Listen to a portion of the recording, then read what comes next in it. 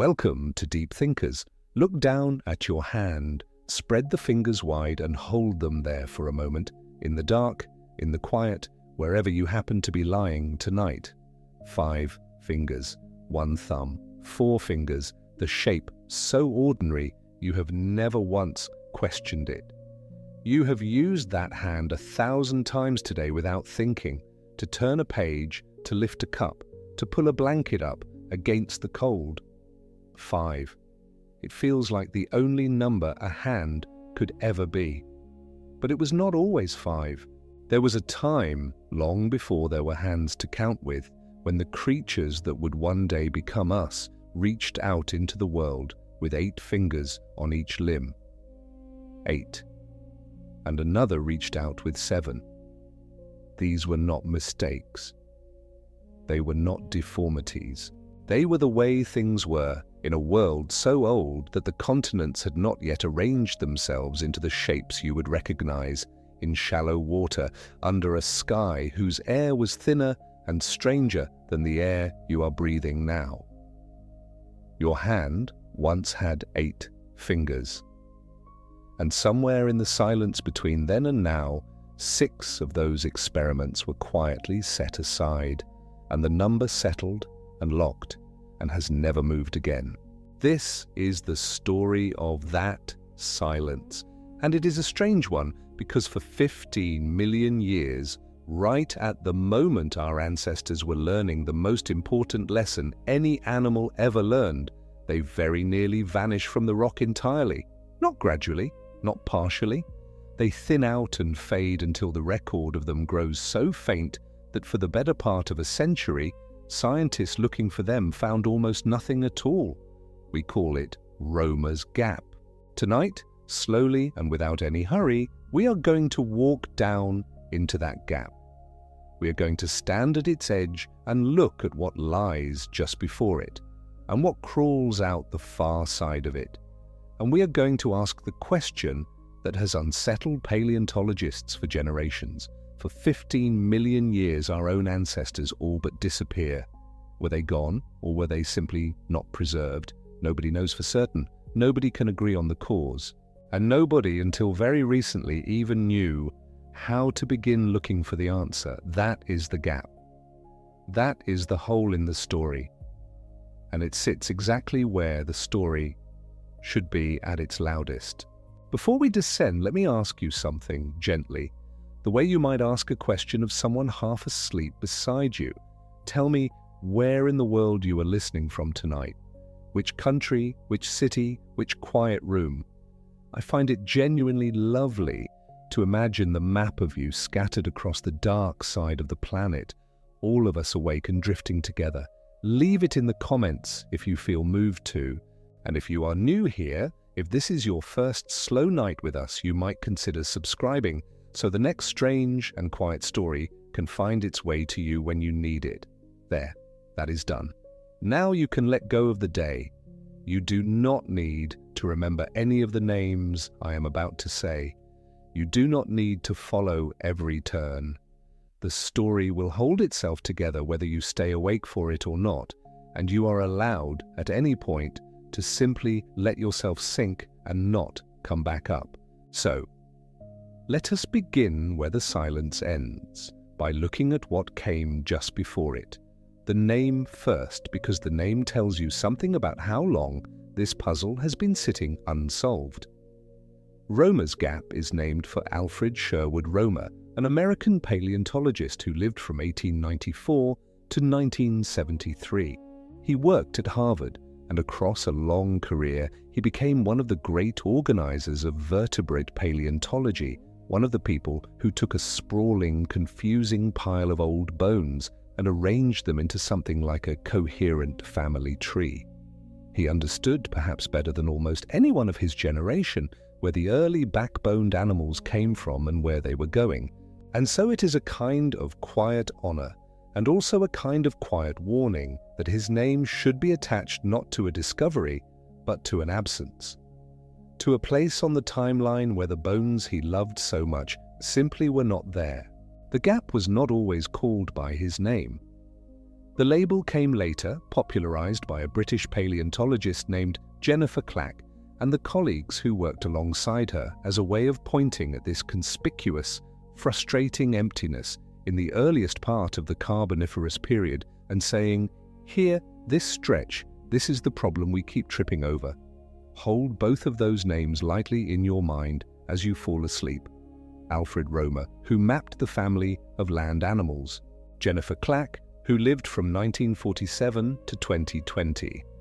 And who, more than anyone in our own time, rewrote the story of how that family came to be. They are the two voices walking just ahead of us with the lamp. You do not need to keep up with them, just follow the light. Now, the gap itself. Where is it? In the vast unspooling of deep time. Imagine the whole history of life on land as a single long night, and somewhere in that night there is a window, roughly 15 million years wide, that runs from about 360 million years ago to about 345 million years ago. The exact edges of that window are blurry. They shift a little depending on how you define the geological stages, and they depend heavily on the very few places on Earth where rocks of just the right age have survived and been found. But the round figure, the one people reach for, is 15 million years. Say that number slowly to yourself. 15 million years. That is longer than the entire span of time that separates us from the first creatures we would recognize as apes. It is an almost unthinkable stretch of mornings and evenings, of tides going in and out, of generations being born and dying, and across nearly the whole of it, the fossils of our four-limbed ancestors grow so scarce that for decades they amounted to almost nothing. And here is what makes it strange rather than simply boring. This is not a quiet stretch in a quiet part of the story. The gap sits in the worst possible place. It falls immediately after one of the most dramatic chapters in the entire history of life, and immediately before another. It is a curtain that drops at exactly the wrong moment in the play, just as the most important thing is about to happen on stage. To understand why that matters, you have to know what stands on the near side of the gap in the time just before the silence falls. The late-Devonian. Around 365 million years ago, give or take. This is the age of the creatures sometimes called the fishapods, the animals caught halfway between fish and four-legged beasts, and they are among the most famous fossils anyone has ever pulled out of the ground. Picture a body of shallow, warm, weed-thick water. Not a clean lake, not an open sea. Something muddier and more tangled, full of rotting plant matter, the kind of water where the light goes green and dim a hand's depth below the surface. And moving through that murk, an animal. It is built like a fish in many ways, with a long, flattened body and a tail it can still beat from side to side, but it has something a fish does not have. It has limbs, real limbs with an upper bone and a pair of lower bones and a spreading set of digits at the end.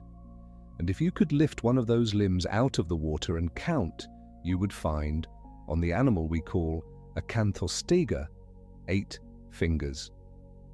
8. On a single limb. Acanthostega gunnari. Hold that name the way you would hold a smooth stone in your pocket. You do not need to say it perfectly. You only need to know that this is the 8-fingered one, the creature from the rocks of Greenland, brought to light and understood in large part through the patient work of Jennifer Clack, the same Clack who would later help give the gap its name. When she and her colleagues studied Acanthostega closely, they found something nobody had quite expected. Not 5 fingers, the number we carry, the number that feels eternal. 8. And alongside it, in those same ancient northern rocks, another animal, Acanthostega, a heavier, more robust creature, and on its limbs, 7. 7 fingers, where we have 5. Let that settle for a moment, because it is one of the quiet revelations of this whole story, and it deserves a slow breath. We have always told the tale of life crawling onto land as though 5 was the destination from the very start, as though some heroic fish had hauled itself up the mudbank on 5 tiny fingers, and that was simply how it had always been meant to be. But the rocks say otherwise. The rocks say the earliest limbs were extravagant, generous, polydactylous, that word simply meaning many-fingered, 8 on one, 7 on another, and as we will find later in our descent, 6 on yet another. The hand, in its first drafts, was a thing of abundance. 5 is not where it began, 5 is where it ended up. And the settling of that number, the pruning of 8 and 7 and 6, down to the 5 you are looking at right now, happened somewhere inside the silence, inside the gap. Off camera, in the dark. But let us not get ahead of ourselves. We have all night, and there is no need to rush toward an answer we will only fully reach much later. Stay with me here on the near side of the gap in the late-Devonian, among the fishapods, because there is one more creature you ought to meet before the curtain falls, even though, strictly speaking, this one is not the star of our story tonight. Its name is Tiktaalik. Tiktaalik rosi. You may have heard of Tiktaalik, even if you have never heard of any of the others, because it is the one that tends to make it onto television, the one that gets drawn climbing optimistically out of the water. In the diagrams, it is a wonderful fossil, a flat-headed, crocodile-faced thing with a neck-like flexibility and sturdy fins that bend in the middle like a crude elbow found in the far north of Canada. It looks exactly like what you imagine when you picture a fish on the very edge of becoming something else. And it is real, and it is important. But notice this, and tuck it away. Tiktaalik comes before the gap. It belongs to the late-Devonian, to the bright loud chapter that ends just as our silence begins. It is not a creature of the gap. It is a creature of the world that the gap swallowed. So when popular tellings stop at Tiktaalik and call the story finished, they are stopping at the doorway and never walking through it. They are describing the world right up to the edge of the silence and then changing the subject. Tonight, we are going to do the harder and stranger thing. We are going to walk into the silence itself. So picture the near side of the gap now as a kind of crowded, noisy shore. The late-Devonian world is full of these experiments in limbs and lungs and shallow water living. Acanthostega, with its 8 fingers and its gills, an animal that almost certainly spent most or all of its life in the water despite having legs. Acanthostega, with its 7, heavier built, perhaps able to drag itself part way out. Tiktaalik before them, propping itself on bending fins. Tulerpaton, which we will return to, with 6. A whole company of strange transitional beasts paddling and pushing through the weed-choked shallows, the air above them part of a living, breathing, burning planet. This is the loud chapter. This is the part of the story everyone tells. And then, around 360 million years ago, give or take, the company thins. The fossils grow scarce, the shore goes quiet, the curtain falls. Now I want to be very careful here, because this is the heart of the mystery and it is easy to misunderstand, and I would rather you fell asleep with the truth than with a tidy lie. When I say the fossils grow scarce, I do not only mean that scientists had not yet found them. There is a real and important question, one we will circle all night, about whether the gap is a true emptiness in the world or merely an emptiness in our knowledge of it. But for decades, the plain fact was this. You could go to the rocks of the right age, the rocks laid down in those 15 million years, and you could search them, and you would come up with almost nothing. Tetrapods, the 4-limbed animals, our own ancestral line, were genuinely sparse in the rocks of that age, all over the world, Not just in one unlucky region, everywhere. It was not that one museum drawer was empty, it was that the whole interval across continents seemed to fall silent at once. And the silence is even stranger than that, because it is not only the four-limbed animals that grow quiet. Across that same stretch of time, certain other vertebrates thin out too. Some of the ray-finned fishes, the great group that includes most of the fish swimming in the world's water today, also become harder to find in the rocks of the gap. This is what some have called the double gap, and it is a vital clue, so let it sink in slowly as you drift. If only the limbed animals had vanished, you might suspect that something specific had gone wrong for them alone, some misfortune particular to creatures learning to walk.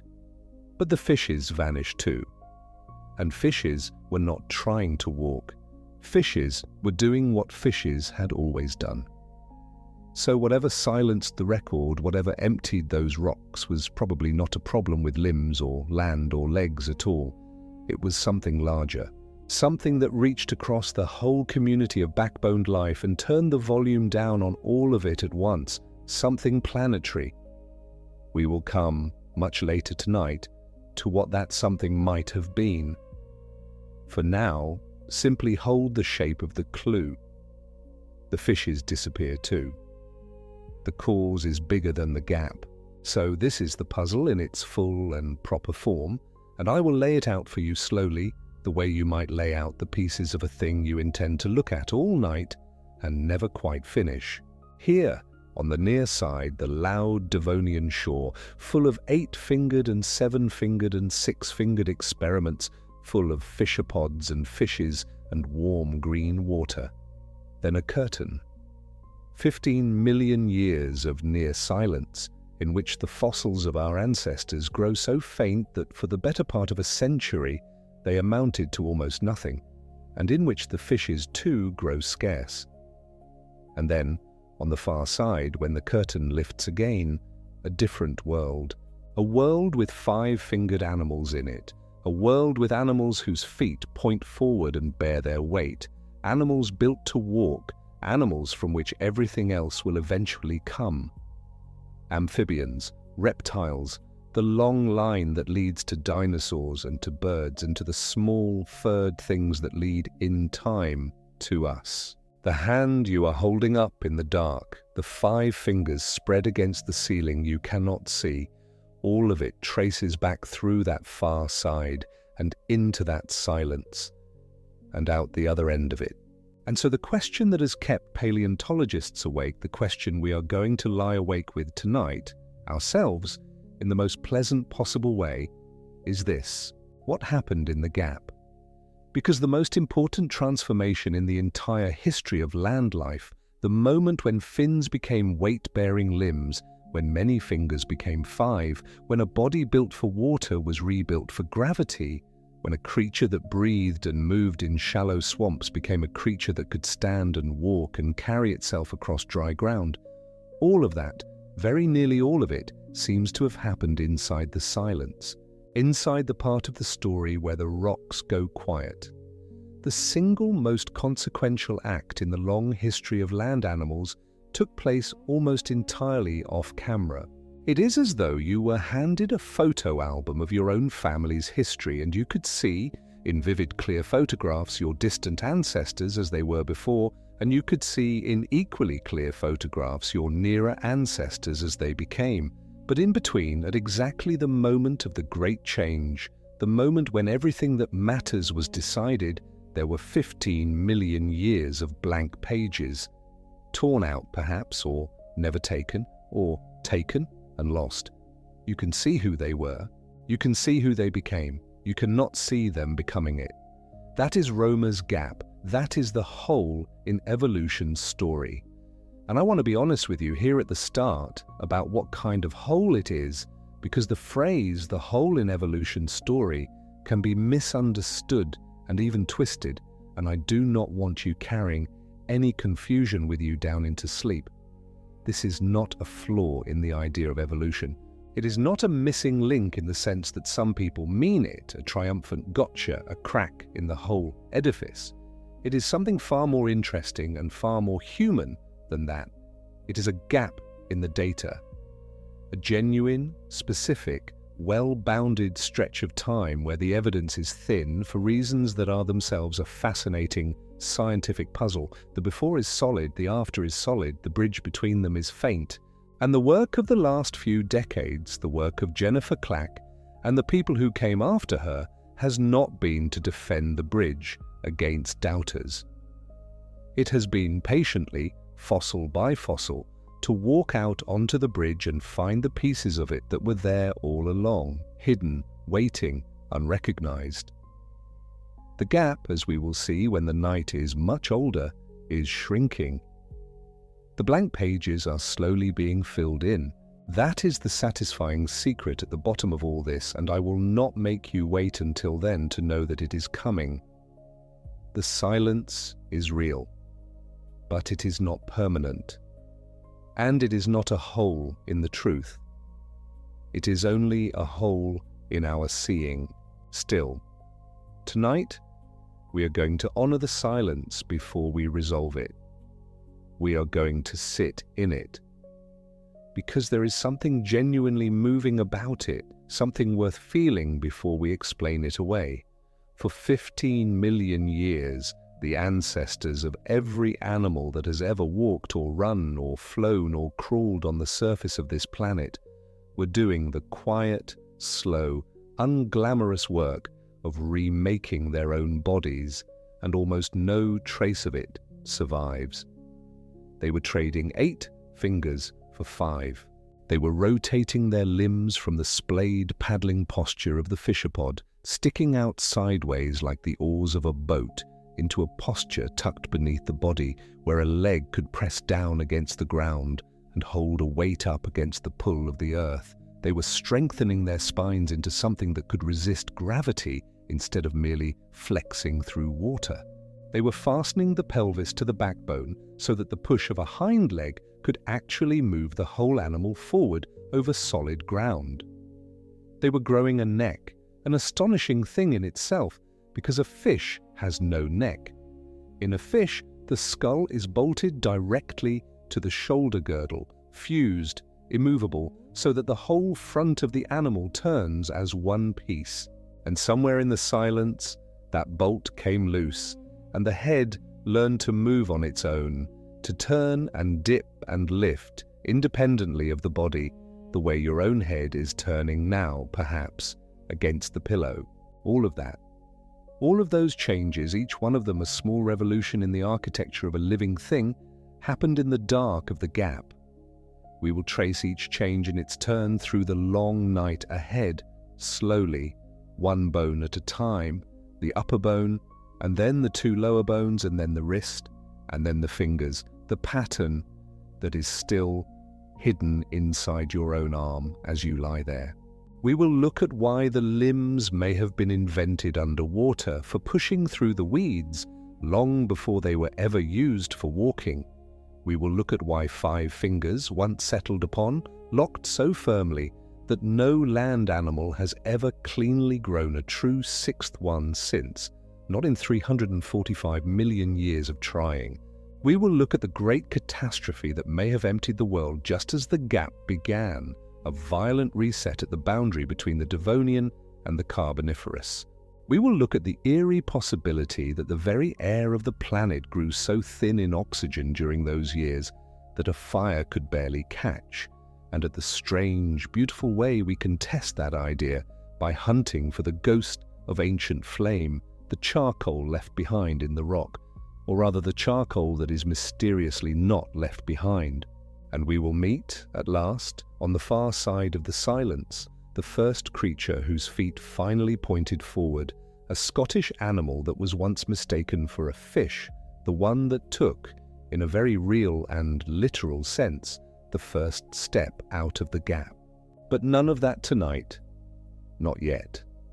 Tonight, in this first slow hour, I only want you to stand here with me at the edge and feel the size of the silence, and the strangeness of it, and the quiet wonder that you yourself are the far end of a story whose middle is missing. Look once more at your hand, if you can still lift it, if your arm has not already gone heavy and warm with the coming of sleep. 5 fingers, the shape so ordinary you never questioned it. But now you know that it is not ordinary at all. It is the surviving draft of an experiment that began with 8. It is the answer that the silence settled on, an answer reached in some weed-choked, oxygen-starved, poorly preserved swamp 350 million years ago by an animal you will never see, in a chapter of the story that was very nearly torn out of the book entirely. Every time you reach for something, every time you close your fingers around a cup or a door handle or another person's hand, you are using the result of a decision made in the dark, in the gap, in the part of the story no one was watching. There is a place, the old paleontologists used to say, where the trail simply goes cold, where you follow the footprints of the past across the rock, clear and sharp and confident, and then, without warning, they fade, and the ground in front of you is blank, and you must walk forward on faith and patience until, much later and much further on, the footprints quietly resume. Roma found that place. Clack named it and spent her life refusing to accept that it was truly empty. And tonight, you and I are going to walk it together, slowly, without hurry, by lamplight, into the 15 million year silence at the very center of how we came to be.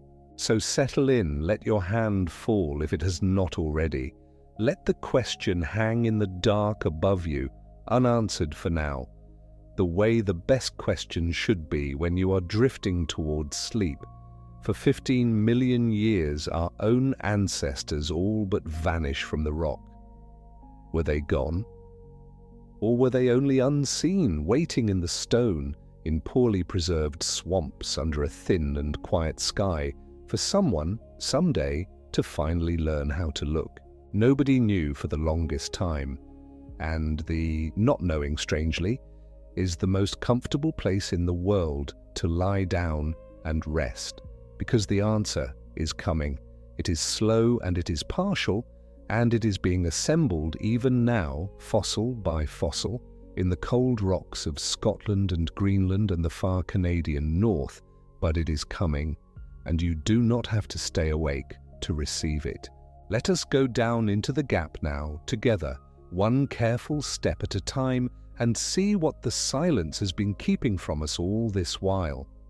Before we go into the gap itself, we should go back a little further to understand what was actually happening in the bodies of those first-limbed animals, because the story of fins becoming legs is stranger and more counterintuitive than almost any account of it suggests. And it matters enormously to understanding why the gap, when it opened, felt so significant to the paleontologists who eventually noticed it. The animals that bracket the gap from behind, the ones whose fossils we find in the late-Devonian rocks of Greenland and Ellesmere Island, and the old equatorial swamps of what would one day become North America, were sarcopterygians. That word, sarcopterygian, means roughly fleshy-finned, and it is the precise technical term for the group of lobe-finned fish from which all tetrapods, all four-limbed vertebrates, all creatures on Earth with hands and feet and legs and arms ultimately descend. The sarcopterygian fin was different from the thin, ray-supported fan of an ordinary fish. It had bones inside it, real bones arranged in a pattern that, once you have seen it pointed out, you cannot unsee, because it is the same pattern that is sitting at the end of your arm right now as you lie in the dark listening to this. The pattern is this: one bone, proximate, nearest the body. Then two bones, side by side. Then a cluster of smaller bones, like a gathering of small rounded stones in a stream bed. Then beyond that cluster, the digits, spreading outward and forward into the world. In the fish fin, this skeletal arrangement is buried inside a thick, muscular lobe hidden under scales connected to the body in a way that allows it to push against the bottom of a shallow waterway or brace against the current of a stream. The bones are recognizable to an anatomist with a careful eye as proto-humerus and proto-radius and proto-ulnar, proto-wrist bones and proto-finger bones, but they are doing fish work in a fish body in a fish world.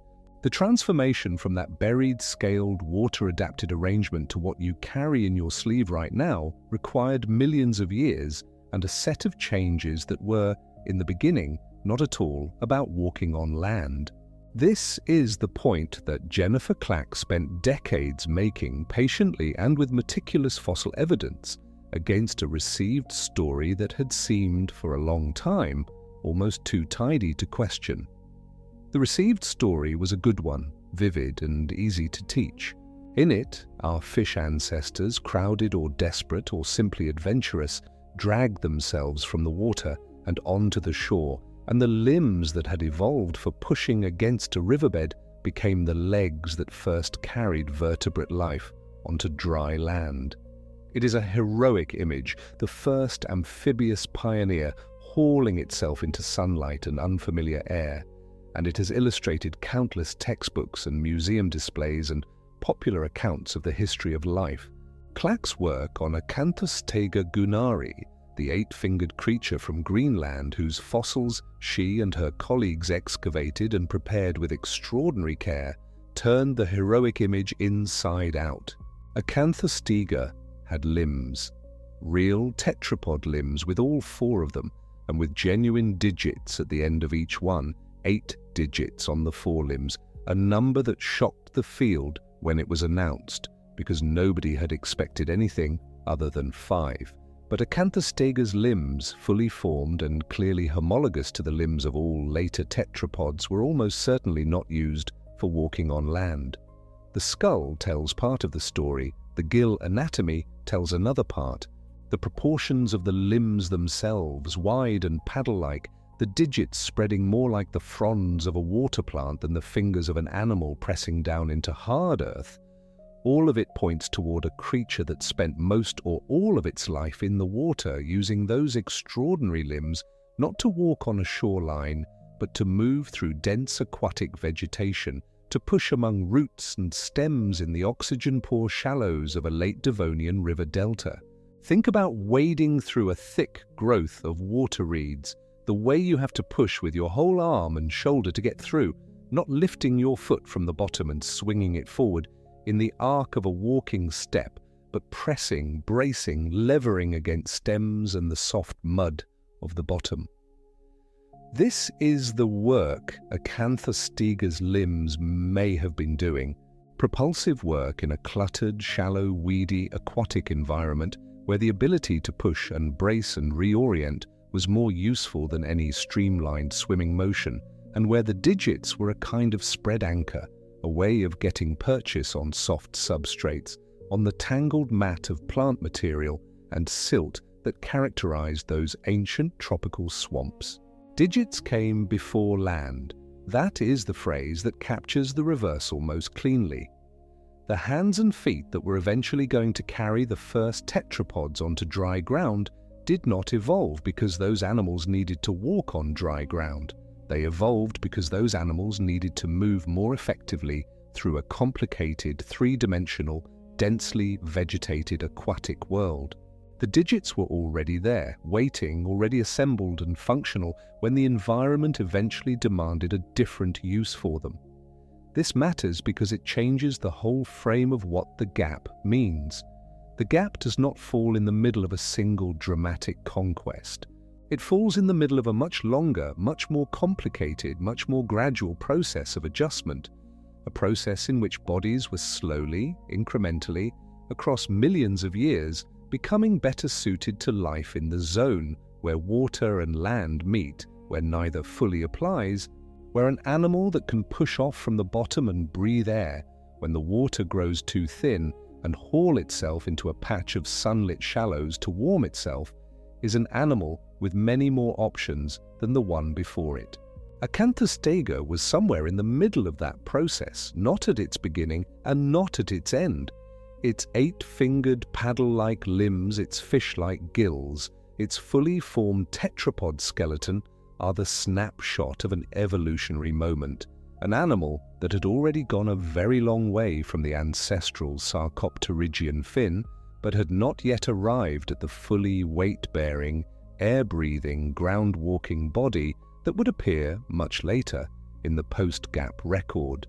The one-bone, two-bones, blobs, digits pattern that organized Acanthostega's limbs is the same pattern organizing yours. If you hold up your hand and trace the bones from shoulder to fingertip, what you are tracing is a direct architectural inheritance from those swampy, 8-fingered aquatic creatures of 365 million years ago. The humerus, that long bone of your upper arm, is the single proximal element, the one bone. The radius and the ulna, the two long bones of your forearm that allow your wrist to rotate, are the two bones. The cluster of small carpal bones in your wrist are the blobs, and then the metacarpals and the phalanges, the palm bones and finger bones, are the digits, spread outward in 5 rays in your case because of a story we will come to. Your arm is, in a very literal anatomical sense, a modified Sarcopterygian fin, not metaphorically, not by analogy. The bones are the same bones, altered in proportion and orientation and articulation over a span of geological time so vast as to be essentially unimaginable, but homologous, traceable, part of a single, unbroken lineage of skeletal inheritance from those Devonian swamps to the hand resting on the pillow beside your face right now. But limbs alone, even beautifully formed ones with 8 or 7 or 6 digits, are not enough to make an animal that can live and move on land. The changes that had to accumulate in the body, below and behind and around the limbs, were in some ways even more fundamental than the limbs themselves, and they are the ones that make the gap, the period when all of this was being consolidated and tested and refined, so consequential. Consider the vertebral column, the spine, the long chain of interlocking bones that runs the length of your body and carries the weight of everything attached to it. In a fish, the spine is a structure optimized for a very specific set of physical demands. Water is a medium that supports the body from all sides. A fish swimming through open water does not have to carry its own weight against gravity, not in the way a land animal must. The spine of a fish is designed primarily to transmit the sideways force of the tail's muscular beat, to function as a flexible rod that bends and springs and drives the animal forward through a fluid that holds it up. The vertebrae of a fish are lighter, the joints between them different in their mechanics, the whole column tuned for lateral bending in a medium that does the work of support. Land is not water. When you step out of a swimming pool and onto the concrete, you feel the difference instantly. Your legs suddenly carry what the water was carrying for you. Every gram of your body that was floating becomes weight pressing downward through your feet into the ground. For an early tetrapod making any kind of extended excursion onto even the softest, most accommodating mudflat, the same sudden arithmetic applied. The spine that was adequate in the water, flexible and light and optimized for the lateral sweep of a swimming body, was not adequate for carrying a 4-limbed animal across a surface against the unrelenting downward pull of gravity without collapsing or buckling. The solution was rigidity in the right places, combined with a different kind of interlocking between the vertebral bones. Early tetrapods developed more complex vertebral articulations, the zygapophyses, which are the small overlapping projections on the top and bottom of adjacent vertebrae that lock them together in a way that resists vertical compression while still allowing some bending and movement. Your spine is full of these articulations. They are what allow you to stand upright without your vertebrae simply sliding apart under the weight of your head and shoulders and arms. They are, like the one bone, two bones pattern of the limb, an inheritance from those transitional animals working out in those late-Devonian and earliest Carboniferous swamps, how to be four-limbed creatures in a world that pulled them downward. Then there is the pelvis, and this one is perhaps the most dramatic single change of all, because it required a fundamental rerouting of how the body was connected to itself. In a fish, the pelvic fins are small. They are supported by a pelvic girdle, a small bony structure, but that girdle floats free in the body wall, not attached to the spine, not carrying any significant load. The fish has no need for a firm connection between its pelvis and its vertebral column because the water is carrying the body's weight, and the pelvic fins are used for maneuvering and stabilizing rather than for supporting the animal against gravity. In a tetrapod, the pelvis must do something entirely different. The hind limbs, if they are going to push the animal across a solid substrate, must have something firm to push against. They must be connected through the pelvis to the spine, which must then transmit that force forward through the whole body. The connection is made through the sacrum, a modified region of the vertebral column, where one or more vertebrae develop expanded transverse processes, broad bony flanges that reach out to either side and fuse with or articulate firmly against the ilium, the upper blade of the pelvic girdle. This is the sacral attachment. It sounds like a small technical detail, and in one sense it is only a few bones and a joint, but in another sense it is one of the essential structural innovations of all terrestrial vertebrate life, because without a firm sacral connection between the pelvis and the spine, you cannot effectively transmit the force of hind limb push against the ground through the body of an animal, and you cannot, therefore, walk in any powerful or sustained sense. When a tetrapod's hind leg pushes down and back into the earth, the reaction force travels upward through the leg into the pelvis, and then through the sacrum into the vertebral column, and then forward through the body to the forelimbs. This is how walking works. This is the biomechanical chain that underlies every stride you have ever taken, every step of every journey, from your first uncertain stumble as a toddler to wherever you walked today before you lay down to rest. It all depends on a joint, the sacral joint, that fish do not have and early tetrapods had to build. The limbs themselves had to rotate too, and this is a change that is easy to miss because it is invisible from the outside of a living animal, buried in the orientation of bones inside flesh, but it is profound in its implications. The limbs of early tetrapods, and to some extent the limbs of modern amphibians and lizards, extend mostly sideways from the body, out from the shoulder and hip in a lateral sprawl, so that the elbow and knee are roughly level with the back, and the animal moves by pushing down and forward with a gait that involves considerable lateral bending of the whole trunk, a sinuous, undulating walk in which the spine participates in every step. This is the primitive condition inherited from the fish fin's original sideways attachment to the body wall, and it works, but it is not efficient, and it is not what you see in most mammals. The mammals, and the lineage of reptiles and their descendants that includes modern birds, rotated the limbs progressively under the body, so that the upper arm and the upper leg angle downward rather than outward, bringing the elbow and knee closer to the sides of the body and eventually rotating them forward and backward rather than laterally.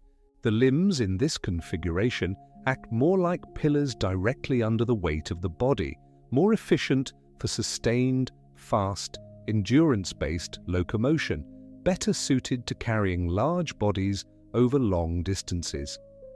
This rotation did not happen all at once, and it did not happen in the gap. It is a long evolutionary gradient that runs through much of the early Carboniferous and into the lineages that diverged from one another in that still murky early period.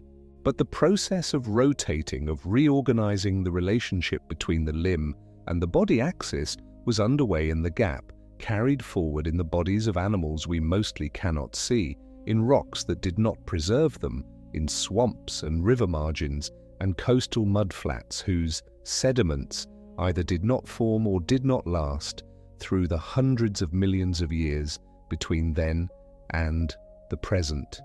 And then there is the neck. This is the one that surprises people most when they hear it put plainly, because it sounds almost too simple to matter. The neck. Of course, vertebrates have a neck, but fish, in a precise anatomical sense, do not. A fish's skull is fused, or very firmly connected, to its shoulder girdle, the bony framework that carries the pectoral fins and connects them to the rest of the body. In a fish, if you want to turn your head to look at something to the left of you, you cannot simply turn your head. You have to turn your whole body. The skull and the shoulder are one unit. The head does not move independently of the body because there is no independent connection that would allow it to. In the first tetrapods, this fusion had to be dissolved. The pectoral girdle, in Tournaisian fish and their immediate tetrapod descendants, was a large, complex structure, including several bones, some of which reached all the way up to the back of the skull. For a creature living in water and relying on suction feeding, on the rapid expansion of the mouth cavity to draw water and prey in, this rigid skull-to-shoulder connection is an advantage. For a creature beginning to venture onto land, beginning to pick up prey from a surface or to raise its head to scan a horizon, it is a severe limitation. Acanthostega and Acanthostega, the late-Devonian tetrapods from Greenland, already show some loosening of this connection, some beginning of the anatomical independence between head and body that would eventually produce the neck. But the full establishment of a flexible neck with dedicated vertebrae between skull and shoulder, with muscles specifically organized to move the head independently of the body, was a process that extended through the gap and well into the Carboniferous. The tetrapods that emerged on the other side of the gap, the ones whose fossils begin to appear again in the rocks of Scotland and the American Midwest in the mid-Carboniferous, already have necks, already have the ability to turn their heads, already carry in their skeletons the architecture of an animal that can look at the world from a fixed body, that can track a moving prey item with its eyes without committing the whole body to a turn. You use your neck dozens of times a minute without thinking about it. To glance at something that caught the edge of your vision, to turn toward a sound, to tilt your head to one side in curiosity or skepticism, or the particular loosening that comes just before sleep. Every one of those movements is made possible by an anatomical innovation assembled in the dark of the gap in bodies we have almost no fossil record of, in an era of thin air and cooling seas and the long, quiet aftermath of a catastrophe that had swept the old Devonian world nearly clean. The spine rebuilt itself to carry weight. The pelvis anchored itself to the spine. The limbs slowly rotated downward toward the ground. The skull detached itself from the shoulder and gained a neck to stand on. And all of this foundational rebuilding of the vertebrate body was happening in those 15 million years of geological silence, in the interval when the fossils almost cease, when the record goes quiet and the trail of footprints fades. This is why paleontologists call the gap consequential, not because nothing happened in it, because everything happened in it. The most fundamental reorganization of the vertebrate body plan since the very first fish had a spine was being carried out, incrementally and experimentally and without any guarantee of success, in swampy, poorly drained, oxygen-poor environments under a sky that was, as we will come to understand, genuinely thinner and more hostile than the sky above you now.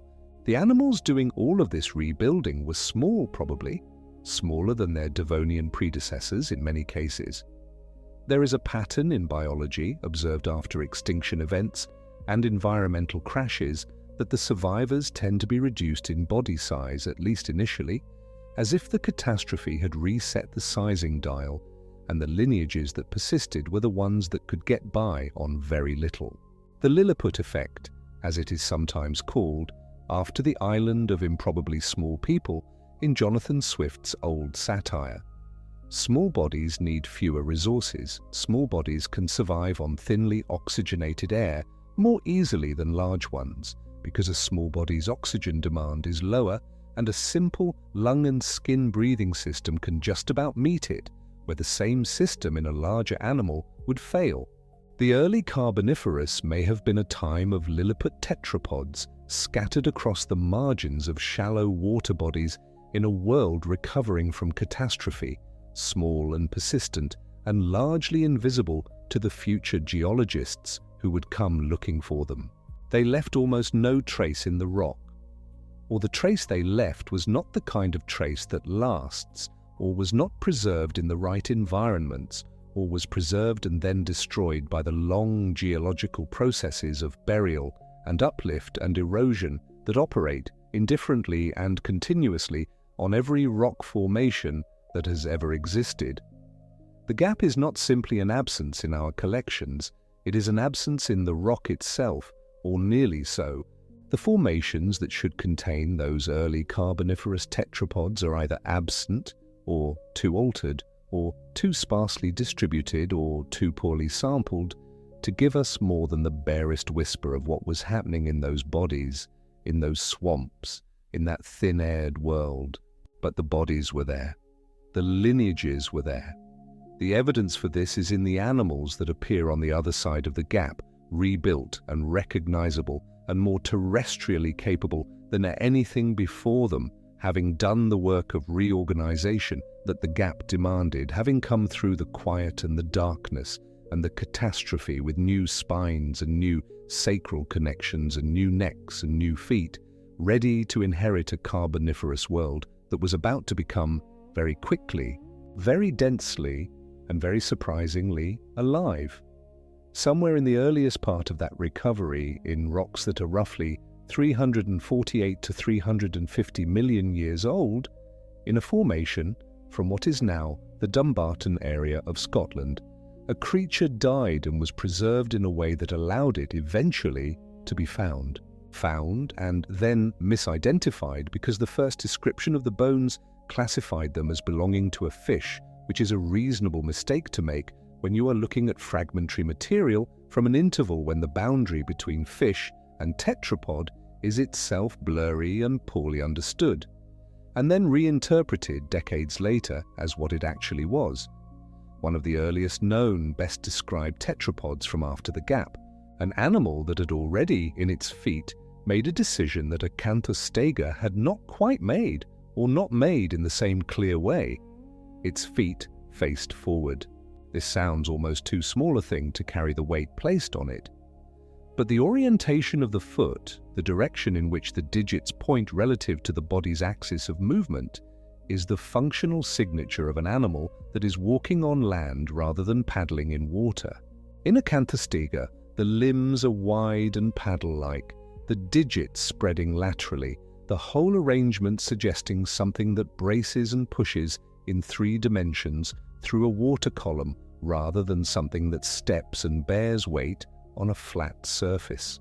In Pederpes finei, the feet are oriented anteriorly, pointing forward in the direction the animal was going, in the way that your feet point forward when you walk, because forward-pointing feet are how you put force efficiently behind you and carry yourself across a solid substrate. Pederpes is not a large animal, it is not a spectacular animal, not in the way that Acanthostega gunnari is spectacular, not in the way that the great diversity of mid-Carboniferous tetrapods that come after it are spectacular. It is a smallish, somewhat elongate creature, and its skeleton is not complete, and there are things about it that remain uncertain. But it is a marker in the rock at the edge of the gap, a sign that says, quietly, here, something has come through. Something that has all the fundamental reorganizations we have been talking about, the weight-bearing capability, the forward orientation, the capacity to move across land in a sustained and purposeful way. Something that learned its lessons in the dark of the gap and came out on the other side ready for what the Carboniferous would become. Pederpes stands in the rock of Scotland in the Tournaisian stage of the earliest Carboniferous, as the first footprint we can clearly see on the other side of the silence. And the word pederpes, if you trace it, carries the Latin for foot and the Greek for creeper.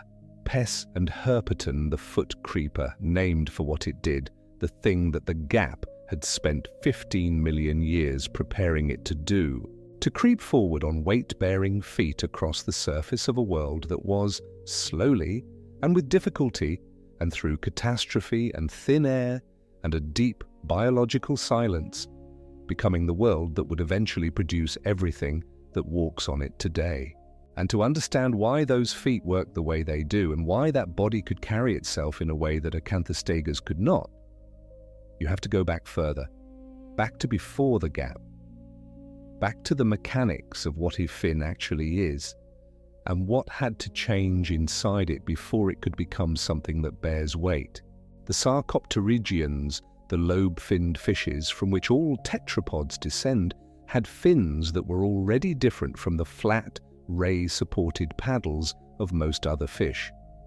They had a proximal mass of bone and muscle, a fleshy lobe from which the fin extended, and inside that lobe was a skeleton that you can read, if you know how. One bone attached to the shoulder or hip girdle, then two bones, then a complex of smaller elements that blur and jostle together like a handful of pebbles. Then at the end, digits, one bone, two bones, blobs, digits.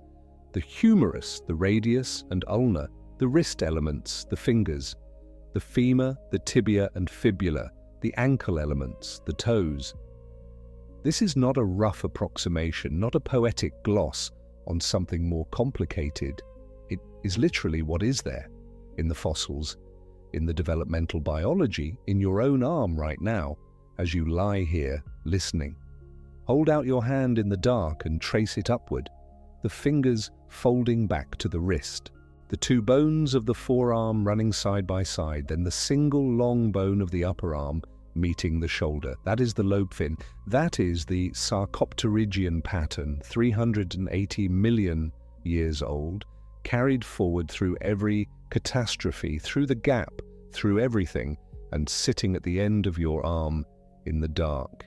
Jennifer Clack spent years sitting with Acanthostega gunnari, the animal pulled from the Devonian rocks of Greenland, and what she found when she looked closely was something that overturned a story people had been telling for a long time.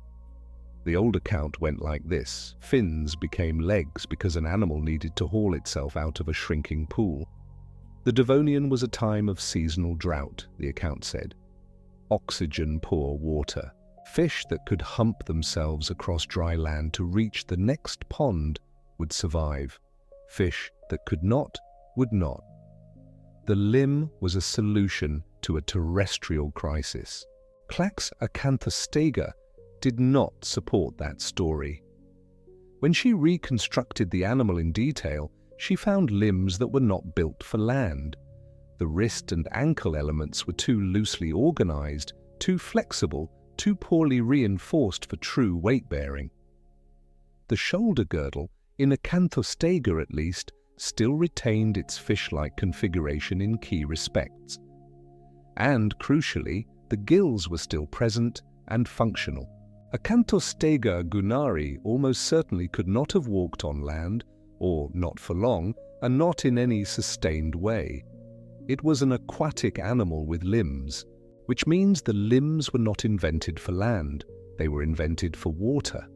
Specifically for the kind of water that was common in the late-Devonian, shallow, weed-choked, anoxic, in patches, tangled with aquatic vegetation, the kind of environment where a flat ray fin gives you almost nothing useful but a strong muscular lobe with discrete movable fingers gives you purchase.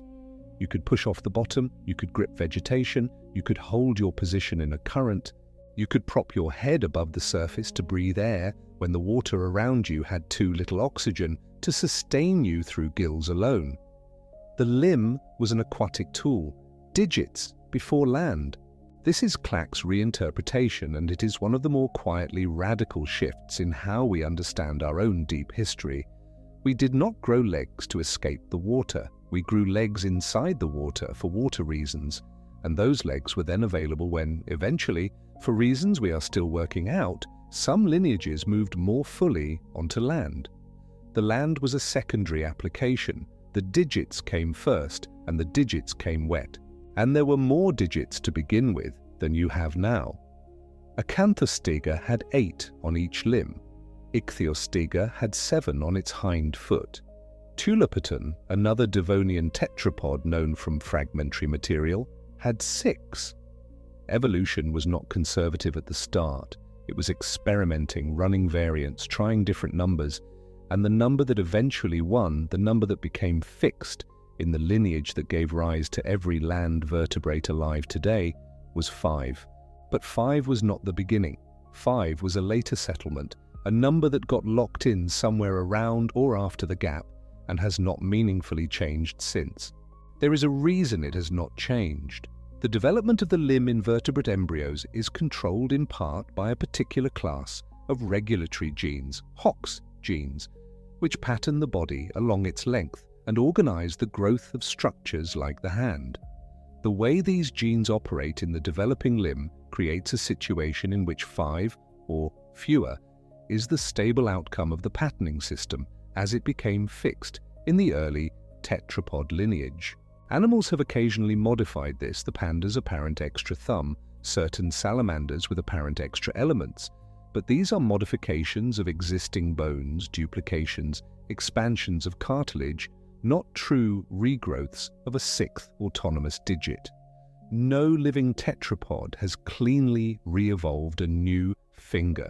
5 is a developmental lock, a constraint written so deeply into the embryological machinery that it has held for more than 300 million years through every possible variation of form and function, through the wing of a bat and the flipper of a whale, and the hand of a surgeon and the claw of a hawk, all of them built on 5.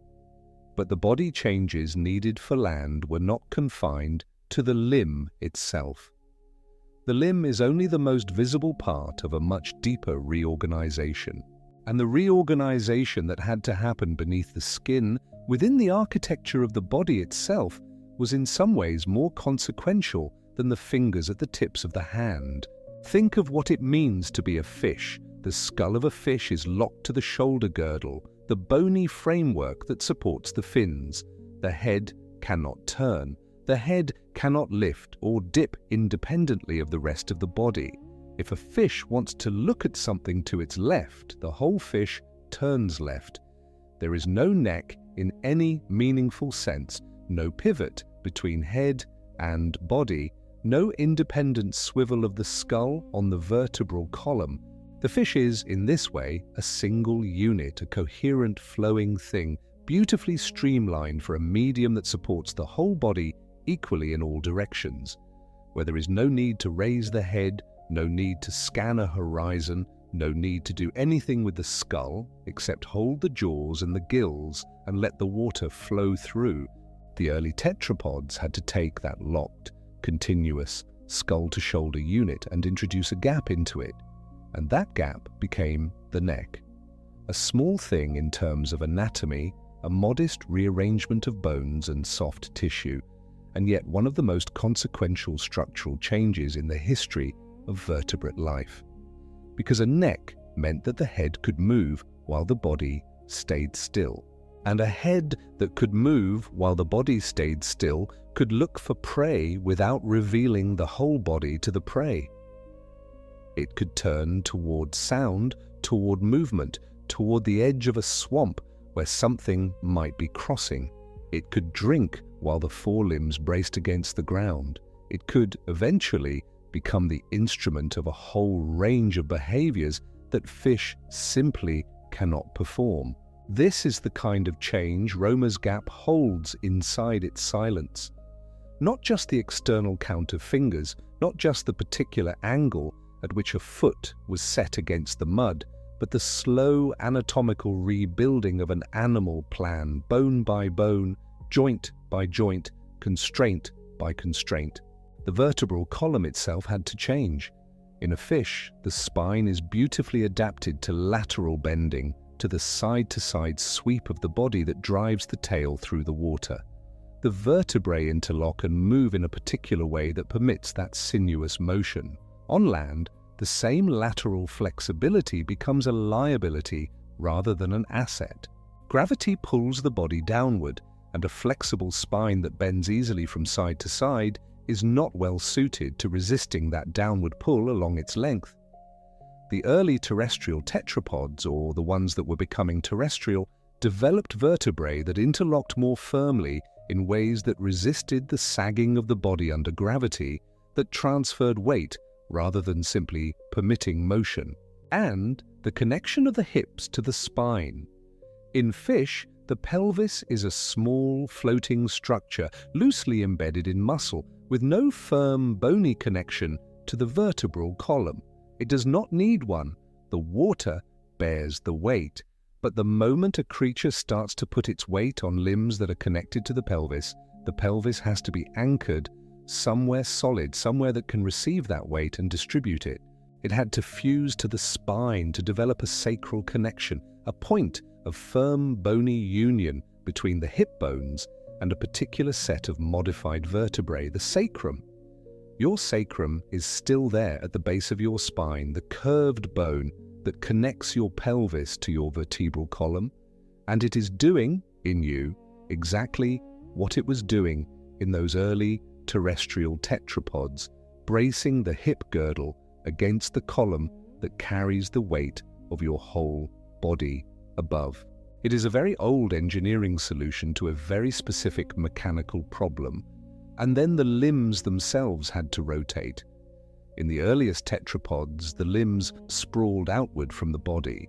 The upper bone of the limb, the humerus in the forelimb, the femur in the hind limb projected roughly sideways from the body wall, and the rest of the limb dangled beneath at an angle. The belly of the animal was not far from the ground. The stride was a kind of sprawling push, the limbs swinging in an arc, the elbow and knee angled outward. Many amphibians and lizards still walk something like this today. You can see the basic plan in a salamander crossing a damp stone, the lateral sprawl of the limbs, the slight rowing motion, the belly carried low. What happened over the course of early tetrapod evolution, over the long stretch of the Carboniferous and beyond, was that the limbs began to rotate under the body. The upper limb bones swung downward and inward rather than outward, so that the elbow and knee came to point backward rather than sideways, and the foot came to rest directly beneath the body's center of mass. And this geometry is enormously more efficient for walking on land. When the foot is under the body, the force of each step travels more directly up the limb and into the spine, and the muscles have to do less work to keep the body lifted against gravity. This is the geometry of your own legs. Your femur points mostly downward, your knee faces forward, your foot is more or less under your hip. All of that is a long inheritance from those rotations that began in the earliest Carboniferous, in the very years of Romer's Gap itself, in the animals whose bones we rarely find. We rarely find them because of what happened to the world at exactly this moment. And understanding what happened to the world requires going back to the boundary, to the event that sits at the very edge of the gap, at the line where the Devonian ends and the Carboniferous begins. That boundary, at approximately 359 million years ago, is not just a line on a geological chart. It marks one of the most severe crises in the history of vertebrate life, an event so abrupt and so extensive that it fundamentally reset the composition of animal communities across the planet. It is called the Hagenberg event, after a particular set of black shales in Germany where the geological signal was first clearly documented, though the event was global in its reach and left its signature in rocks on nearly every continent. The Hagenberg event was a crisis of the oceans primarily. The seas became anoxic over large areas, the oxygen dissolved in the water, falling to levels that could not support most animal life. The sea floor became a dead zone, a dark and stagnant place where animals suffocated and their bodies accumulated in the fine sediments, rather than being consumed and scattered by the usual processes of the marine food web. The layer of black shale that records this event is itself a kind of document, a dark page in the geological record written in the bodies of animals that died when the oxygen ran out. And the vertebrates of the late Devonian seas were devastated. The fish faunas of the Devonian were extraordinary in their diversity, placoderms and acanthodians, and early ray-finned fishes and the lobe-finned sarcopterygians that were giving rise to tetrapods. Many of these groups were reduced catastrophically by the Hangenberg event. The placoderms, which had been one of the dominant groups of jawed fishes in the Devonian, never recovered at all. They disappear entirely from the record above the Hangenberg layer, extinct, every line of them, ended in that crisis. The tetrapods were caught in this collapse. They were not yet fully terrestrial animals. They were tied to the water for reproduction, for feeding, for much of their lives, and the crisis that devastated the water-dwelling communities also hit them. Whatever diversity early tetrapods had achieved in the late Devonian, much of it seems to have been winnowed in the Hangenberg crisis, and the world they inherited on the other side was impoverished, quieter, depleted of the ecological richness that had supported such variety. Some researchers have described what follows as a kind of Lilliput effect, a term borrowed from Jonathan Swift's imagined land of tiny people, applied here to the real and observed tendency of survivors of mass extinction events to be smaller than their predecessors, at least initially. The animals that make it through a severe crash are often the smaller, less specialized ones, the ones with simpler ecological requirements, the ones that can survive on reduced resources in a damaged world. And there is some evidence that the vertebrate survivors of the Hangenberg event followed this pattern, that the early Carboniferous is populated, to the extent we can see it at all, by animals that are modestly sized, not the large and diverse forms that characterized the Devonian peak. A world reduced in diversity, reduced in body size, and then reduced further by something else that happened to the atmosphere at approximately the same time. This is where the story deepens, in a direction that is not immediately obvious, a direction that has to do not with the water or the rocks, but with the air itself. Today, the atmosphere contains about 21% oxygen. Not exactly 21, it varies slightly with altitude and other factors, but 21% is the familiar figure, the number that sustains the respiratory systems of every air-breathing animal alive, including you.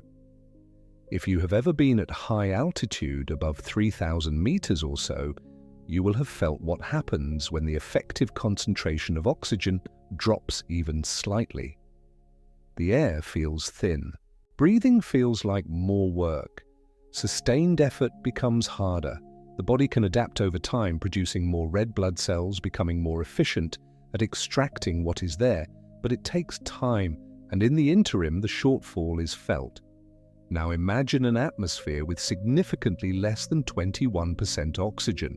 Not just the slight deficit of altitude, but a genuine reduction, the air carrying notably less of the molecule on which aerobic metabolism depends. The geochemist Robert Berner, working at Yale, spent much of his career building mathematical models of the composition of Earth's ancient atmosphere, trying to reconstruct the concentrations of oxygen and carbon dioxide through deep time from the geochemical records available in rocks, in ancient organic carbon, in the isotopic signatures left behind by the cycling of elements through living systems and the oceans and the air. His model, known as geocarb-sulf, is one of the most influential attempts to trace the long history of atmospheric oxygen, and it is imperfect, genuinely imperfect. All modelers of deep-time chemistry would say so, because the records are incomplete, and the feedbacks between geological processes are complex, and the uncertainties accumulate across hundreds of millions of years. But the model, and others like it, suggest something striking about the earliest Carboniferous. They suggest that atmospheric oxygen may have dropped to unusually low levels across this interval, falling perhaps into the middle teens %, somewhere around 15% or possibly lower, at the same time that the Hangenberg crisis was playing out and the vertebrate faunas were recovering, or failing to recover, from the collapse. 15% oxygen at sea level is roughly equivalent to the oxygen concentration you would experience at an altitude of around 3,000 meters, which is approximately the altitude of some of the higher ski resorts in the Alps. Not a lethal environment for a healthy adult human, not immediately, but a demanding one. An environment in which sustained aerobic activity is harder, in which large bodies need to work more to get the oxygen they need, in which any animal that depends on diffusion through the skin, as the early tetrapods with their simple lungs and semi-permeable bodies did, would face a meaningful physiological squeeze. For the early tetrapods specifically, this matters. They were not yet the fully committed air breathers that later land vertebrates would become. Acanthostega, as we have seen, was still highly aquatic. Its limbs evolved in the water, its oxygen supply a mixture of gill breathing and whatever supplementary respiration its early lungs could provide. Its descendants were moving toward a more terrestrial existence, but they were doing so gradually in a world where the air itself was becoming a thinner and less reliable resource than it might otherwise have been. A body that cannot breathe well is a body that cannot grow large easily. Large bodies need more oxygen per unit time, more efficient delivery systems, more robust lungs or gills or whatever structure the animal uses to bring oxygen to its tissues. In a low-oxygen world, the pressures against large body size are real and immediate. This may be part of why the early Carboniferous tetrapods appear, to the limited extent that we can see them, to be modest in their dimensions. The atmosphere itself was not encouraging ambition. And there is a way to test this. Not directly, not by somehow reaching back across 350 million years and sampling the ancient air, but indirectly through one of the most elegant proxies available to the paleontologist and the geologist, fire. Fire has a lower limit. Below approximately 13% atmospheric oxygen, combustion cannot be sustained. You can have a spark, a lightning strike, a volcanic ember, but the flame will not catch and hold in air, too thin to feed it. This is a physical threshold, a consequence of the chemistry of combustion, and it is reliable. If the oxygen level falls below about 13%, fires do not burn in any sustained way across landscapes. If it rises above that threshold, fire becomes possible. And as oxygen climbs higher, fire becomes more frequent, more intense, more widespread, until at very high oxygen levels, even wet vegetation can catch. Fire leaves a trace. When wood burns incompletely, the way it does in many natural fires, it produces charcoal, a carbonized residue that is extraordinarily resistant to further decomposition. Charcoal can survive in the geological record for hundreds of millions of years, identifiable by its reflectivity, its structure, the preserved traces of the cells of the wood that burned. Geologists call fossil charcoal fusain, from the French word for charcoal, and it is found in rocks of many ages, a scattered but consistent record of the fires that have burned across the landscapes of deep time. And here is what makes this relevant to Romer's Gap, and to the question of what the air was like in the earliest Carboniferous. The presence of fossil charcoal in a rock is evidence that fire burned when and where that rock was formed. The absence of fossil charcoal, or a notable reduction in its abundance, is consistent with an atmosphere too thin in oxygen to sustain widespread burning. It is not definitive proof. There can be other reasons for charcoal to be scarce. Perhaps there were no landscapes with vegetation to burn. Perhaps the local conditions were wet enough to prevent fire even when the oxygen was adequate. Perhaps the charcoal was there and has not been preserved or found. But as a general signal across many localities and many rock types over a broad interval of time, the presence or absence of charcoal carries information about the oxygen content of the ancient air. And the charcoal record across the earliest Carboniferous, across the interval that corresponds to Romer's Gap, is notably thin. There is a documented reduction in the abundance of fossil charcoal across this period relative to what comes before and after, a paucity that has been noted by researchers examining the fire record through deep time. It is not a complete absence, it is a gap within a gap, a quieting of the fire signal that runs alongside the quieting of the tetrapod fossil record.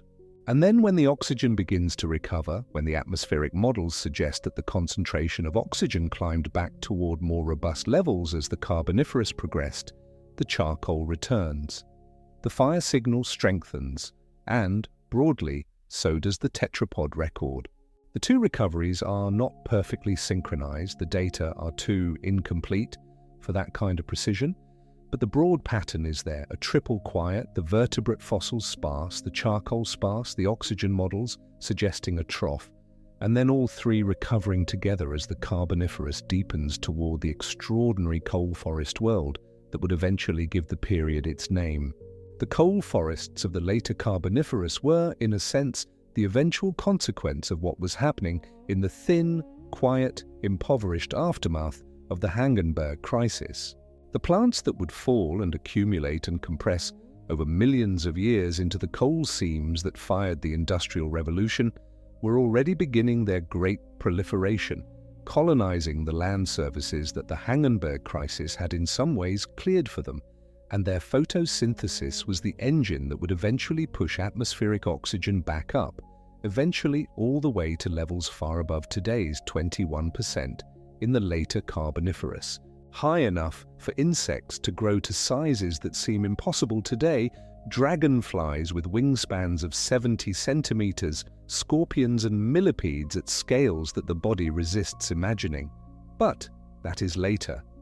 In the early Carboniferous, in the quiet interval of Romer's Gap, the world is still in the low part of the curve, still recovering, still thin, and in that thin, impoverished, poorly oxygenated world, the ancestors of everything that ever walked the surface of this planet were doing something. They were living, they were moving, they were eating and being eaten. They were building the anatomical plan, the five-fingered, neck-bearing, sacrum-anchored, forward-facing foot plan that all subsequent land vertebrate life would inherit without deviation. We know this because of what comes out on the other side of the gap. We know it because of what the rocks finally give back as the Tournaisian stage advances and conditions improve and something in the world becomes more conducive to the preservation of bones. The first clear window into that world after the gap is a creature whose name, to most people, means nothing at all. Most people have heard of Tiktaalik, which lived before the gap. Most have heard of Acanthostega, the great Greenland tetrapod with its 7-digited limbs. But Pederpis, the animal that opens the post-gap record in the early Carboniferous of Scotland, is not a name that enters the usual telling of this story, which is exactly the kind of omission that the silence of Romer's Gap tends to produce. The gap has a way of drawing all the attention to what comes before it and after it in broad strokes, the Devonian fishapods on one side and the lush Carboniferous diversity on the other, while the actual crossing, the actual animals that lived through it or emerged from it, remain dim and named only in the technical literature. Pederpes finii. The name combines a place element with a reference to the Greek word for creeper, herpeton, an apt enough description for an animal near the base of the creeping, clambering, eventually conquering lineage of land vertebrates. It was found in the area of Dumbarton in the west of Scotland, in rocks that date to approximately 348 to 350 million years ago, which is to say, within the Tournaisian stage, within the interval of Romer's Gap, but toward its later end. It was not immediately recognized for what it was. The material was originally described as a fish, the bones interpreted within the framework available at the time, which did not readily accommodate the possibility that this was a tetrapod at all. It took reinterpretation, the kind of re-examination that happens when new frameworks become available, when the question being asked of a set of bones changes because the surrounding understanding has shifted. And when it was reinterpreted, Pedipes revealed itself to be something extraordinary in its ordinariness. Its feet faced forward. That might not sound extraordinary. Feet facing forward is what feet do in your experience, in the experience of any land animal you have ever watched walking. But among the earliest tetrapods, among the Devonian forms that bracket the beginning of the gap, the limbs were not oriented this way. The feet of Acanthostega, interpreted as a water-moving animal, were set in a way consistent with underwater use, with pushing through vegetation or sculling through water, not with bearing weight in a particular forward direction on a terrestrial substrate. The transition to truly forward-facing, weight-bearing feet that could carry an animal across dry ground in the modern sense, was one of the transitions that had to happen during the gap, in the animals whose bones were not being preserved, or were being preserved somewhere we had not yet looked. And Pedipes shows the result. It shows feet that had made that transition, oriented to function on land in the way that all subsequent tetrapod feet would function. It is, in this sense, the earliest window we reliably have onto the post-transition world, the earliest clear fossil of an animal whose feet had sorted out the basic geometry of terrestrial locomotion. A small creature, not dramatic to look at, not large, not fearsome, but carrying in the arrangement of its bones a revolution that everything that came after would inherit. It was not alone. That is the other thing that the decades following Pedipes' reinterpretation have revealed, and the thing that is still being actively discovered in the rocks of the Scottish borders and the Northumberland countryside, and a handful of other localities around the world. Pedipes was not a lone survivor wandering through an otherwise empty world. There were others. And this is perhaps one of the stranger things to sit with when you let it settle fully. The hand you are reading with, or resting, or holding still in the dark right now, began as something different.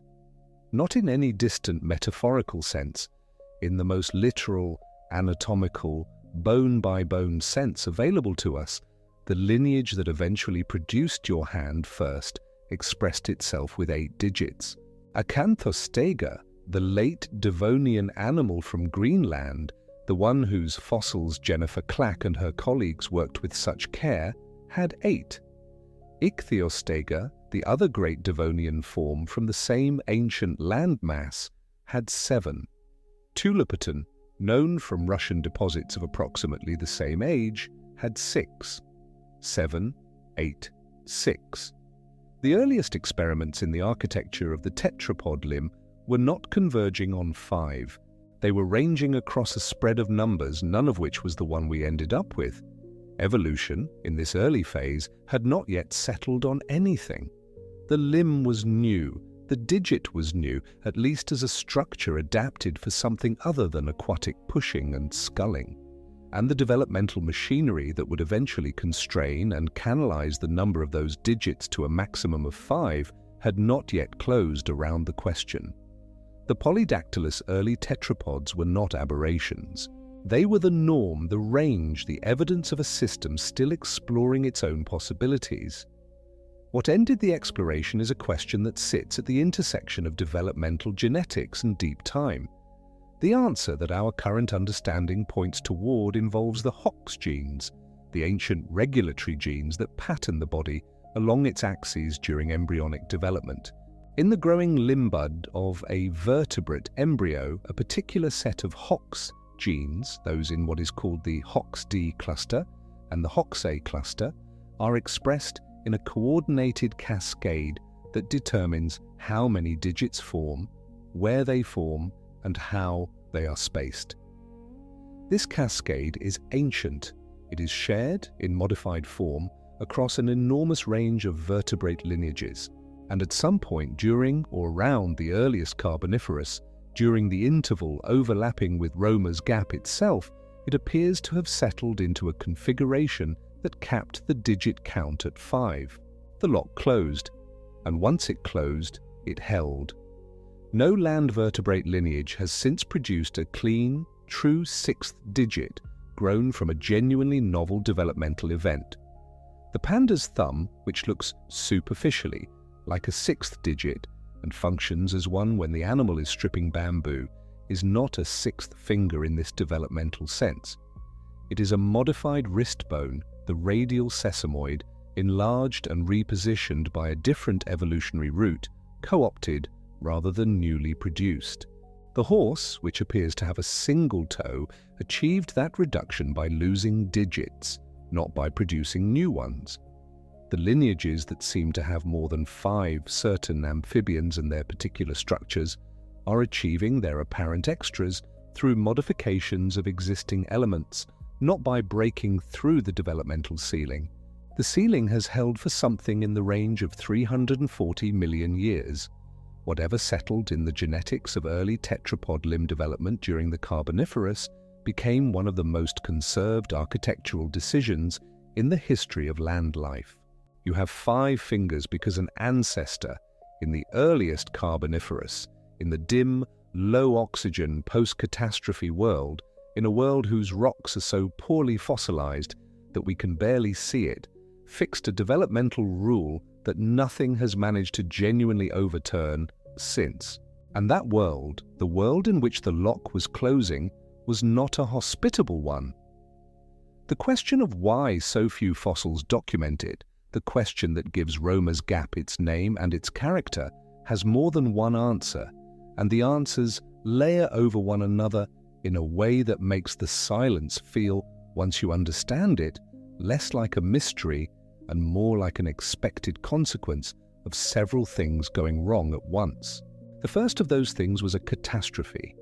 At the boundary between the Devonian and the Carboniferous periods, approximately 359 million years ago, the Earth passed through an event that geologists and paleontologists call the Hangenberg event, named for a shale horizon in the Rhenish Massif of Germany, where its signature is particularly well preserved.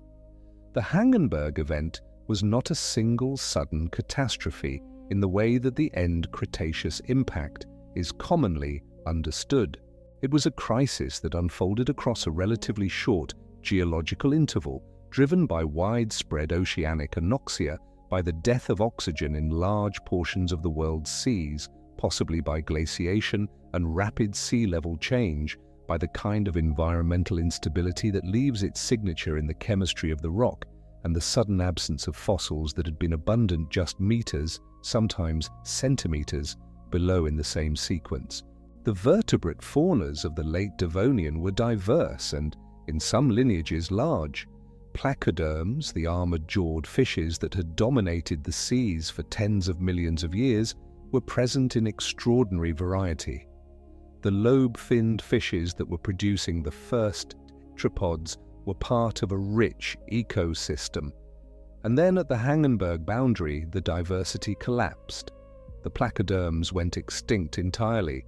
The vertebrate world was, in the aftermath, depleted in a way it had not been before, a fauna stripped of many of its players and left with the survivors, which were fewer in number, often smaller in body size, and in some lineages reduced in what paleontologists have called the Lilliput effect, a pattern of temporary dwarfing in the survivors of major extinctions, as if the crisis pruned away the larger, more resource-demanding forms and left behind something smaller, more generalized, more capable of persisting through a narrowed world. This is the world that the post-Gap tetrapods inherited. When Pederpes and its Tournaisian contemporaries appear in the rock record, they are not appearing into a world that was thriving and full. They were appearing into a world that was recovering, a world that had been through a bottleneck, a world whose earlier richness had been largely erased at the boundary right before the Gap began. The Gap is partly the aftermath of a crash. The scarcity of tetrapod fossils in the earliest Carboniferous is not only about preservation and sampling, it is also, at least in part, about a real biological lull, a period when there were simply fewer large, complex vertebrates to preserve because the Hangenberg event had reduced them. The second layer of the silence involves the air itself, and this is the hypothesis that requires the most care in the telling, because it is a leading hypothesis, well supported by multiple independent lines of evidence, but not a settled and unanimous conclusion. The oxygen content of the atmosphere has not been constant through geological time. It has varied, sometimes dramatically, driven by the long-term carbon cycle, by the burial of organic carbon in sediments, by volcanic emissions, by the evolution of land plants, and the rate at which their dead matter was or was not decomposed.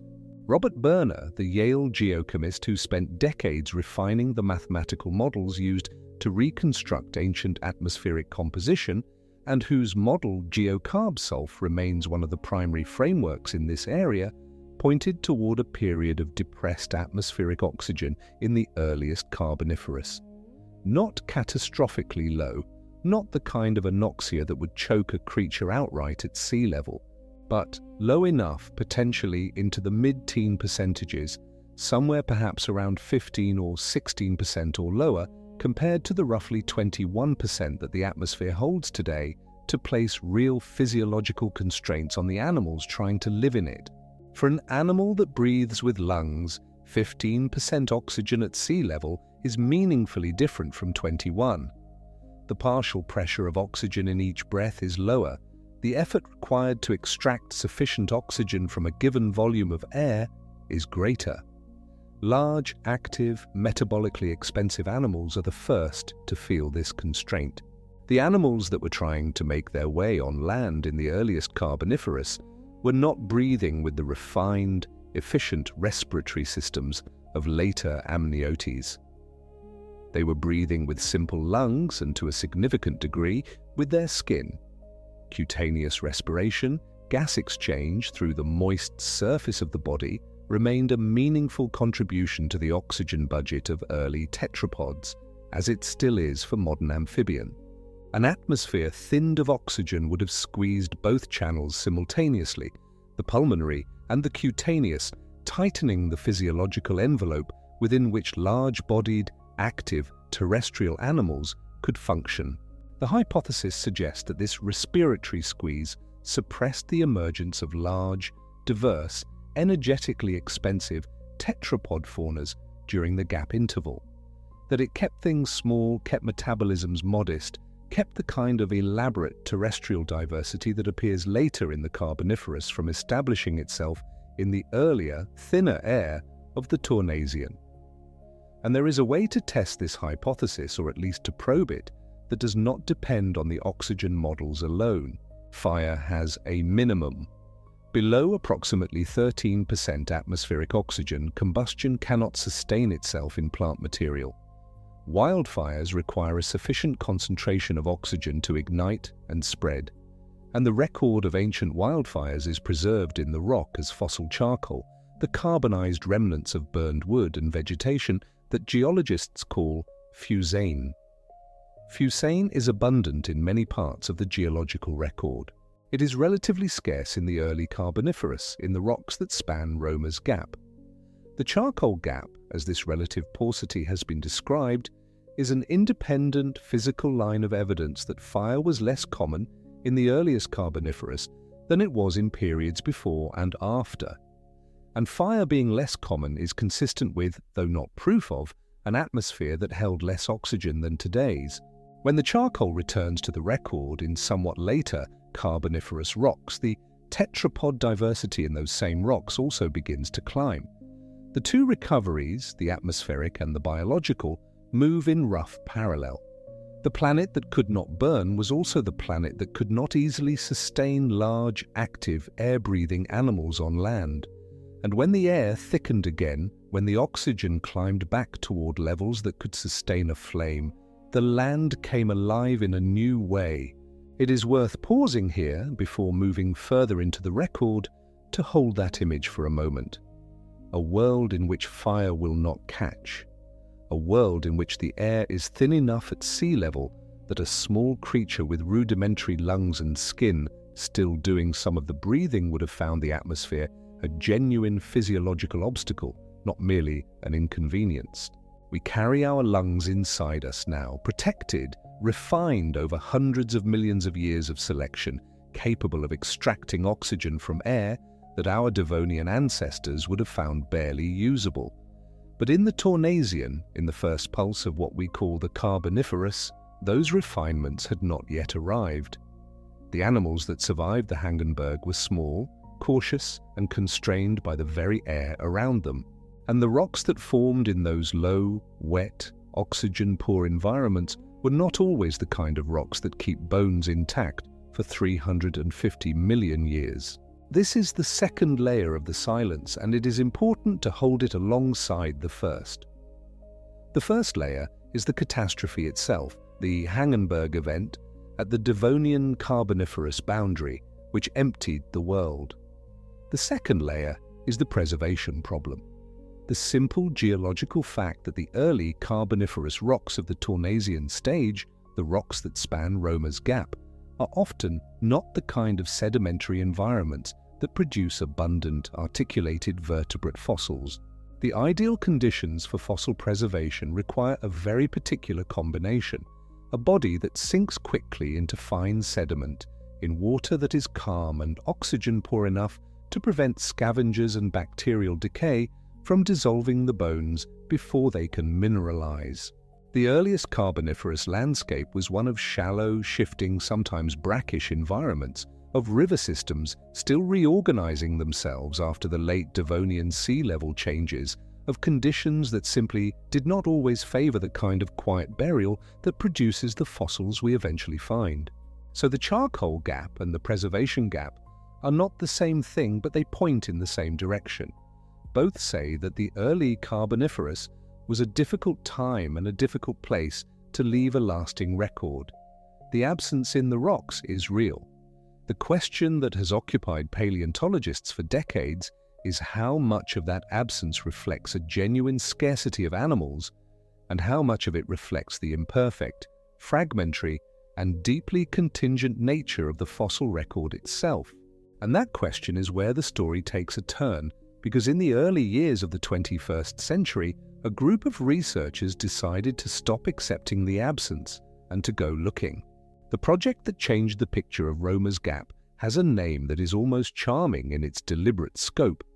The TWED project, which stands for Tetrapod World, Early Evolution and Diversification, was a concentrated effort to find Tournaisian tetrapods in the rocks of the Scottish borders and Northumberland, a stretch of landscape in southern Scotland and northern England, where the geology suggested that early Carboniferous sediments might be accessible and might, with careful enough searching, yield the bones that the old record said should not be there.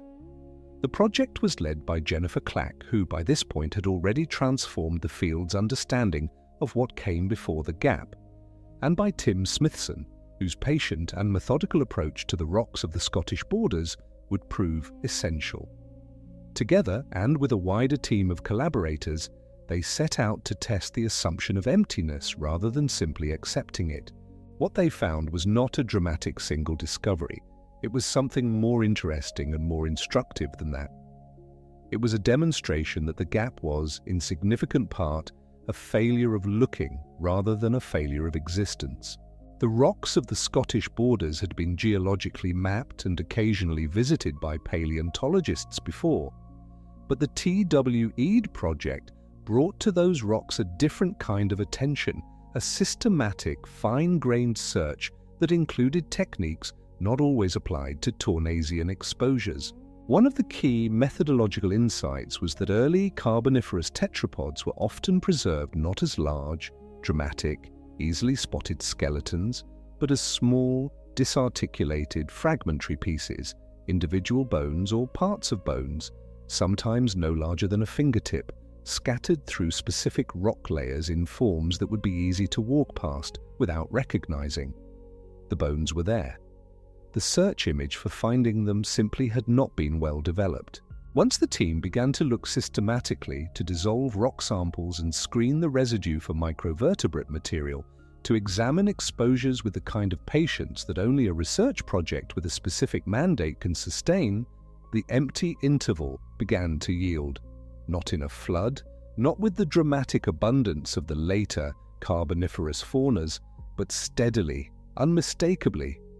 New animals began to emerge from the rock record of the Tournaisian, animals that had, in some sense, always been there, waiting in their stone for someone to know how to see them.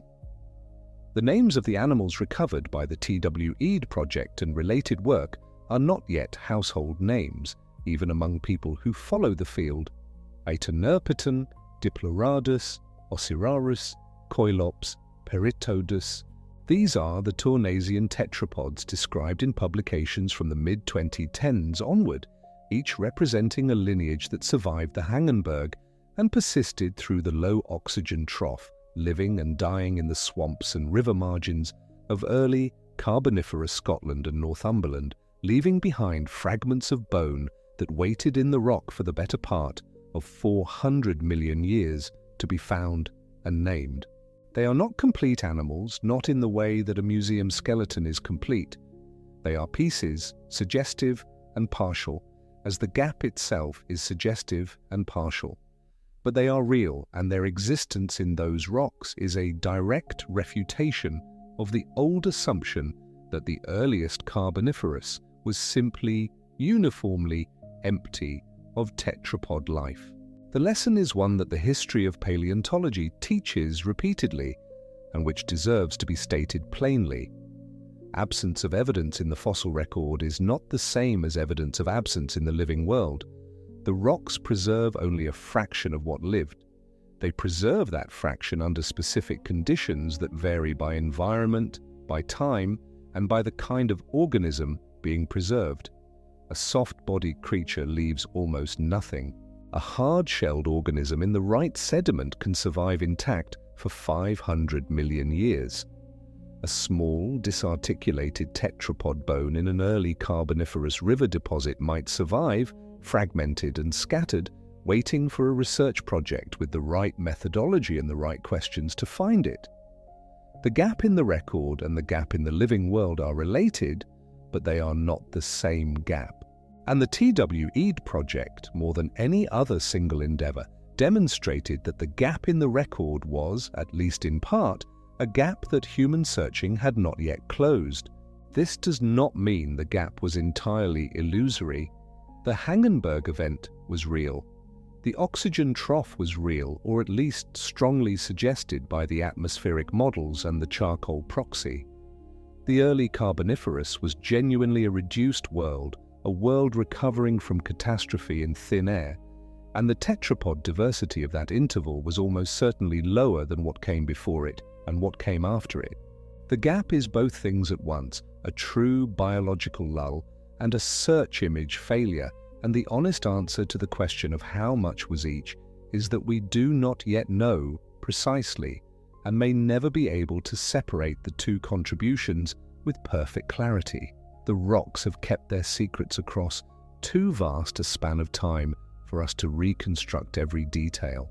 But we have found enough to tell the outline of the story, and the outline includes a creature that has become, in the years since its proper description, something like the symbol of what was possible in the post-gap world. Pederpes finii was found in Scotland in rocks from the Tournaisian stage, making it approximately 348 to 350 million years old. Its name carries within it the traces of the places and the people associated with its discovery and interpretation. What is most significant about Pederpes is not its name or even its age, though both matter. What is most significant about Pederpes is what its feet tell us. It is worth remembering for a moment what the feet of the pre-gap tetrapods looked like and what function they most plausibly served. Acanthostega, with its 8 digits on each limb, had feet that were not oriented forward, not structured in a way that suggested they were bearing the animal's weight against a firm substrate. The limbs of Acanthostega are read by most researchers as paddles, as structures for moving through water, for pushing through weed beds, for propping the body against a soft bottom in the shallows. The digits existed, but they were not yet the weight-bearing, forward-facing structures that define the foot of a walking animal. The transition from fin to limb had occurred. The transition from limmer's paddle to footer's foundation had not yet been completed, at least not in the Acanthostega body plan. Pedipes represents something different. The anatomy of its feet, as far as can be reconstructed from the available material, shows an orientation that is forward-facing in a way that the pre-gap animals do not show. The foot of Pedipes is structured for weight-bearing, for supporting the animal on a firm substrate, for the kind of terrestrial locomotion that we associate with a creature that genuinely walks on land, rather than wading through shallows or swimming near the bottom. It is not a modern foot. It is not the foot of a frog or a lizard or anything that would look immediately familiar. It is a very early version of the terrestrial foot, imperfect and transitional in the way that transitional forms always are, but it faces the right way. And in the record of the earliest Carboniferous, that matters enormously. Pedipes is also notable for another reason, one that speaks to the difficulty of the whole enterprise of reading the early Carboniferous record. The material was originally misidentified.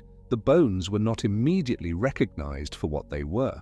In a field where the search image for early tetrapods was shaped by the dramatic, well-articulated specimens of the late-Devonian, a fragmentary Tournaisian tetrapod could be passed over, misclassified, or simply not understood as belonging to the lineage it actually represents. The reinterpretation of the material as a tetrapod, as a post-gap walker with forward-facing feet, required the same kind of patient re-examination of old material that the TWE project brought to the rocks themselves. The gap yielded pedipes not through a dramatic new excavation, but through the application of better questions to material that had already been found. There is something almost poignant about that.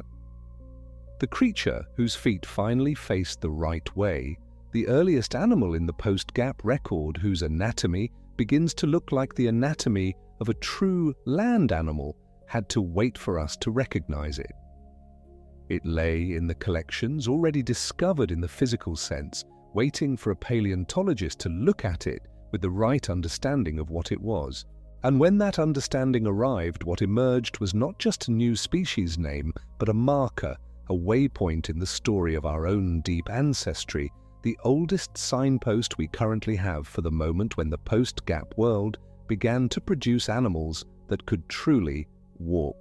The digit count of pedipes is itself part of the story. Like so much of the early Carboniferous record, the precise anatomy of its feet is not perfectly preserved. But what can be assessed is consistent with what the post-gap world seems to have been moving toward, a reduction from the polydactylous experiments of the Devonian toward the five-toed or near five-toed ground plan that would eventually become fixed. Ichthyostega had 7, Acanthostega had 8, Tulerpaton had 6, and somewhere in the gap, or in the thin record of the Tournaisian that the TWE project and related work has begun to illuminate, the experiments in digit number were being pruned. The developmental logic of the limb, constrained by the Hox gene patterning that maps the axis of the growing limb bud, was settling toward the maximum of 5 that has governed every land vertebrate born since. It is one of the stranger facts about the ground plan of your own body that the limit of 5 fingers is not a starting condition but an ending condition. The story did not begin with 5 and stay with 5. The story began with more, with 6 and 7 and 8, with limbs that were exploring the possibilities of digit number in the same exploratory way that they had explored the transition from fin to paddle to foot. And then, sometime in the Carboniferous, the door closed. Not dramatically, not with a single event that we can point to and say, here, on this geological date, the 6th finger was lost for all time. But closed nonetheless, and closed in a way that has held for every land vertebrate in the 350 million years since. The panda's famous extra thumb, which is not a true digit at all, but a modified wrist bone pressed into service as a gripping tool, is the clearest demonstration of how thoroughly that door has been sealed. Evolution, working over millions of years on an animal that would benefit from an additional grasping structure, could not reopen the old door. It had to build a new one from different materials. The pentadactyl ground plan is not just a trait. It is a constraint, a developmental lock that closed in the swamps of the early Carboniferous and has not opened since. And here is where the double nature of the gap becomes most striking. The gap is not only a gap in the record of tetrapods, it is a gap in the record of certain ray-finned fishes as well, and of other vertebrate groups whose evolutionary histories cross the Devonian Carboniferous boundary. The disappearance from the rocks in this interval is not exclusive to our limbed ancestors, it is broader. And a gap that is broader than any single lineage is a gap that points toward a cause more fundamental than the specific biology of tetrapods. The Hangenberg event hit jawed vertebrate diversity broadly. The low oxygen trough, if real, would have affected the physiology of many kinds of active, air-breathing, or surface-swimming animals, not only the early walkers. The charcoal gap, if it reflects a genuine atmospheric depression, is a planetary condition, not a local one. The double gap is, in a way, a confirmation. When two independent groups of animals, evolving along very different lines, show the same scarcity in the same interval of rocks, the most economical explanation is a shared environmental cause rather than two independent coincidences. The world that the Hangenberg rebuilt was a diminished world for many kinds of vertebrates, not just for the ones that eventually gave rise to us. And the recovery, when it came, was a recovery for many groups at once, a broad return of diversity as the oxygen climbed and the environment stabilized. The charcoal came back to the record, and the land filled again with animals whose ancestors had survived the long quiet. Jennifer Clack, who more than any other figure of her generation reshaped the story of the fins to limbs transition, spent much of her career wrestling with both sides of the gap, the dramatic diversity before it and the impoverished record within it. Her work on Acanthostega, which revealed not only the 8 digits, but the fundamentally aquatic nature of an animal long imagined as a pioneer of terrestrial life, overturned a narrative that had been comfortable and intuitive and wrong. The heroic fish hauling itself onto the beach, gasping and triumphant, is an image that appealed to something deep in the human desire for a clean origin story. Clack's meticulous work on the bones of Acanthostega replaced that image with something more accurate and, in its own way, more interesting. The limbs came first, in the water. The digits came first, in the water. The transition to land was not a moment of heroism, but a long, opportunistic process, driven not by aspiration, but by anatomy, working on problems that the water itself had posed. The feet followed the limbs, the land followed the feet. And by the time the first animals were genuinely walking on it, the development had been underway for millions of years in environments that were still primarily wet. Clack's contributions to the understanding of Romer's gap itself, through her leadership of the TWE project, and through her broader synthesis in her book Gaining Ground, established the framework within which the gap is now understood. It is not a hole in the theory of evolution. It is not an embarrassment to the science of paleontology. It is a documented scarcity in a specific interval of rocks caused by a combination of factors, a mass extinction at its beginning, a possible atmospheric depression through its middle, and a failure of search methodology through its history that is being actively addressed and actively reduced by ongoing research. The gap is real and the gap is shrinking, and both of those things can be true at once. Tim Smithson's patient, systematic work in the Scottish Borders and Northumberland, the field work that underpinned the TWE project's discoveries, is the kind of science that does not always make headlines, but that quietly transforms what is known. walking the outcrops, dissolving the rock, screening the residue, recognizing fragments of bone that required years of accumulated expertise to identify. This is the work that produced Acanthostega and Diploradus, and Ossiraris and Coilops. These animals did not announce themselves dramatically. They emerged from the rock in pieces, in fragments, in the patient accumulation of evidence that is the actual texture of how science works when it is working well.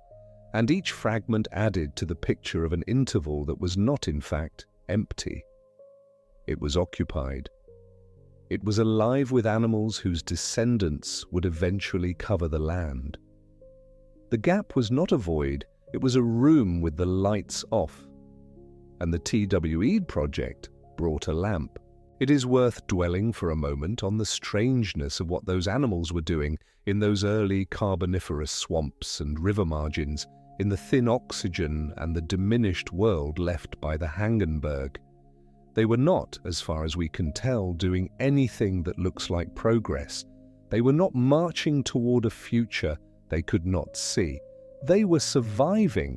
They were finding food, avoiding predators, reproducing in whatever way their biology allowed, navigating environments that were shallow and shifting and probably not hospitable in any way that a modern animal would recognize as comfortable.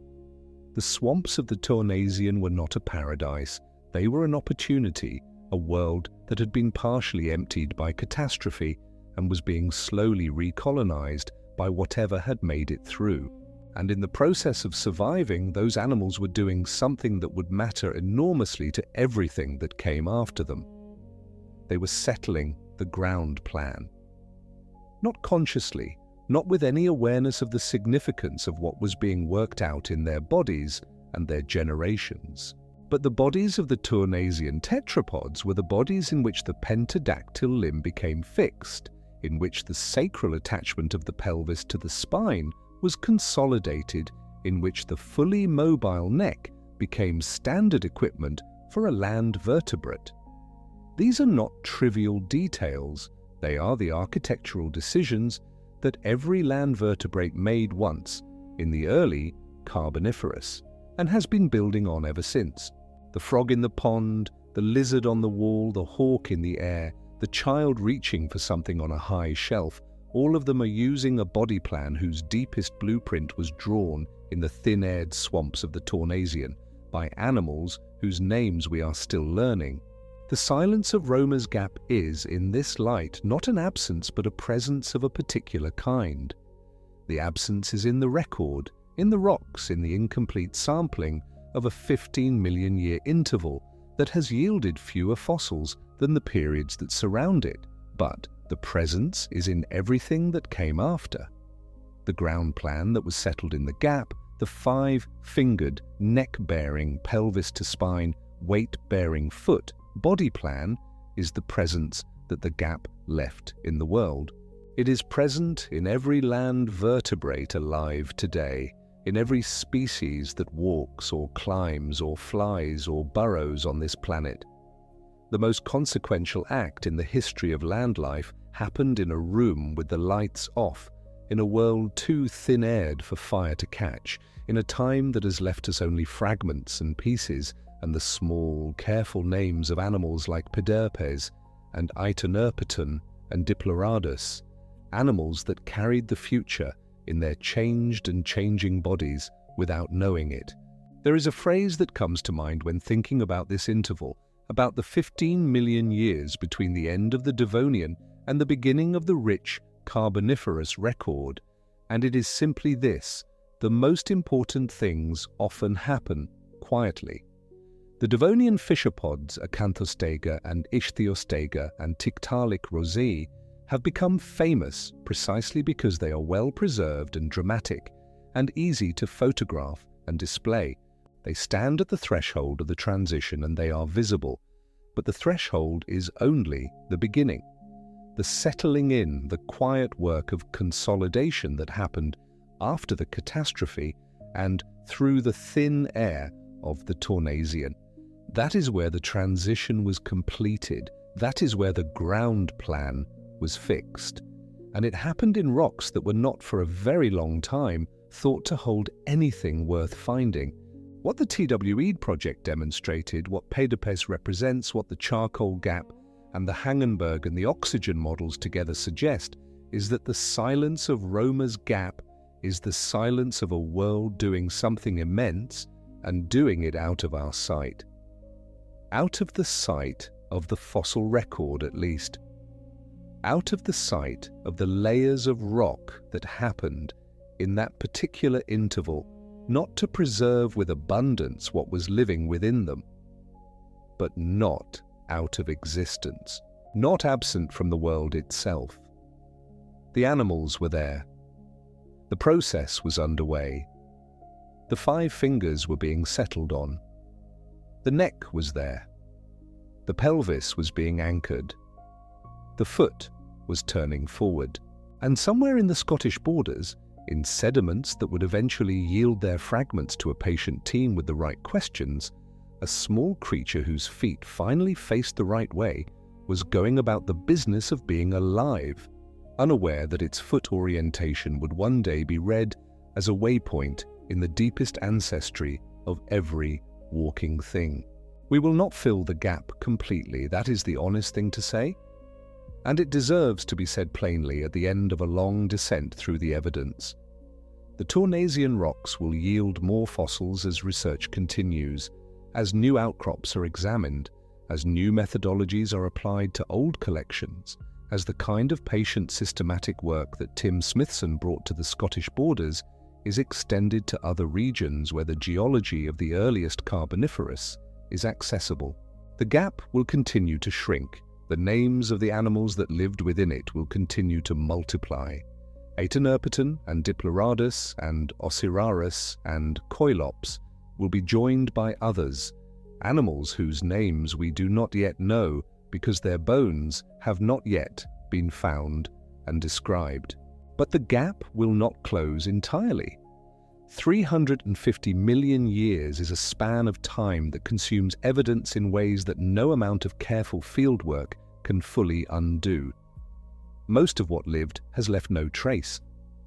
Most of what left a trace has been dissolved or crushed or buried beyond reach.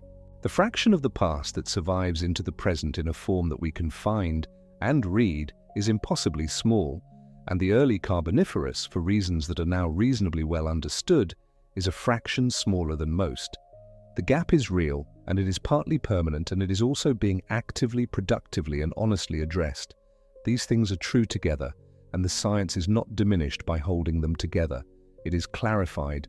Alfred Sherwood Romer, whose name has become permanently attached to this interval, spent his career mapping the transitions of vertebrate life with a rigor that shaped everything that came after him.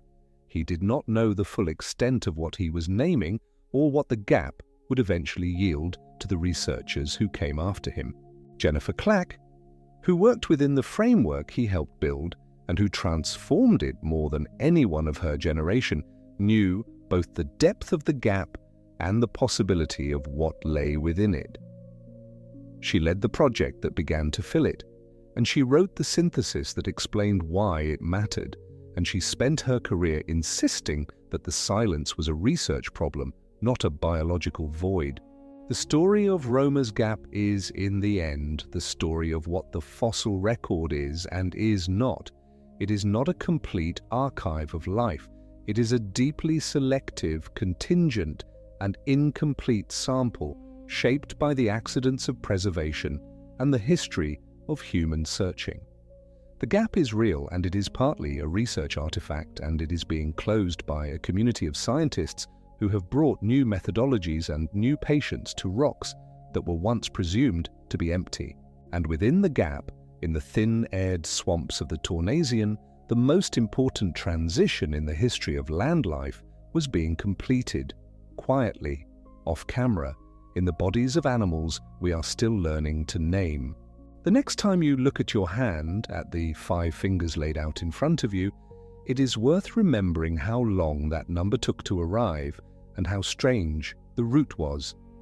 8 in the water, 7 in the water, 6 in the shallow margins, and then 5 settling into permanence in the swamp, of the earliest Carboniferous, in a world too thin-aired to burn, in a time that the rocks have only begun to give back to us.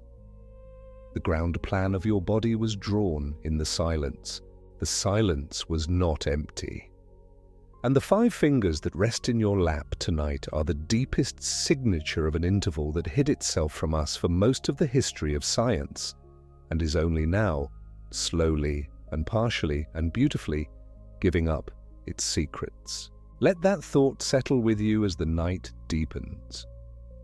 The rocks are patient in a way that nothing else is patient. They hold what they hold across timescales that make a human life, or a century, or a civilization feel like the briefest of moments.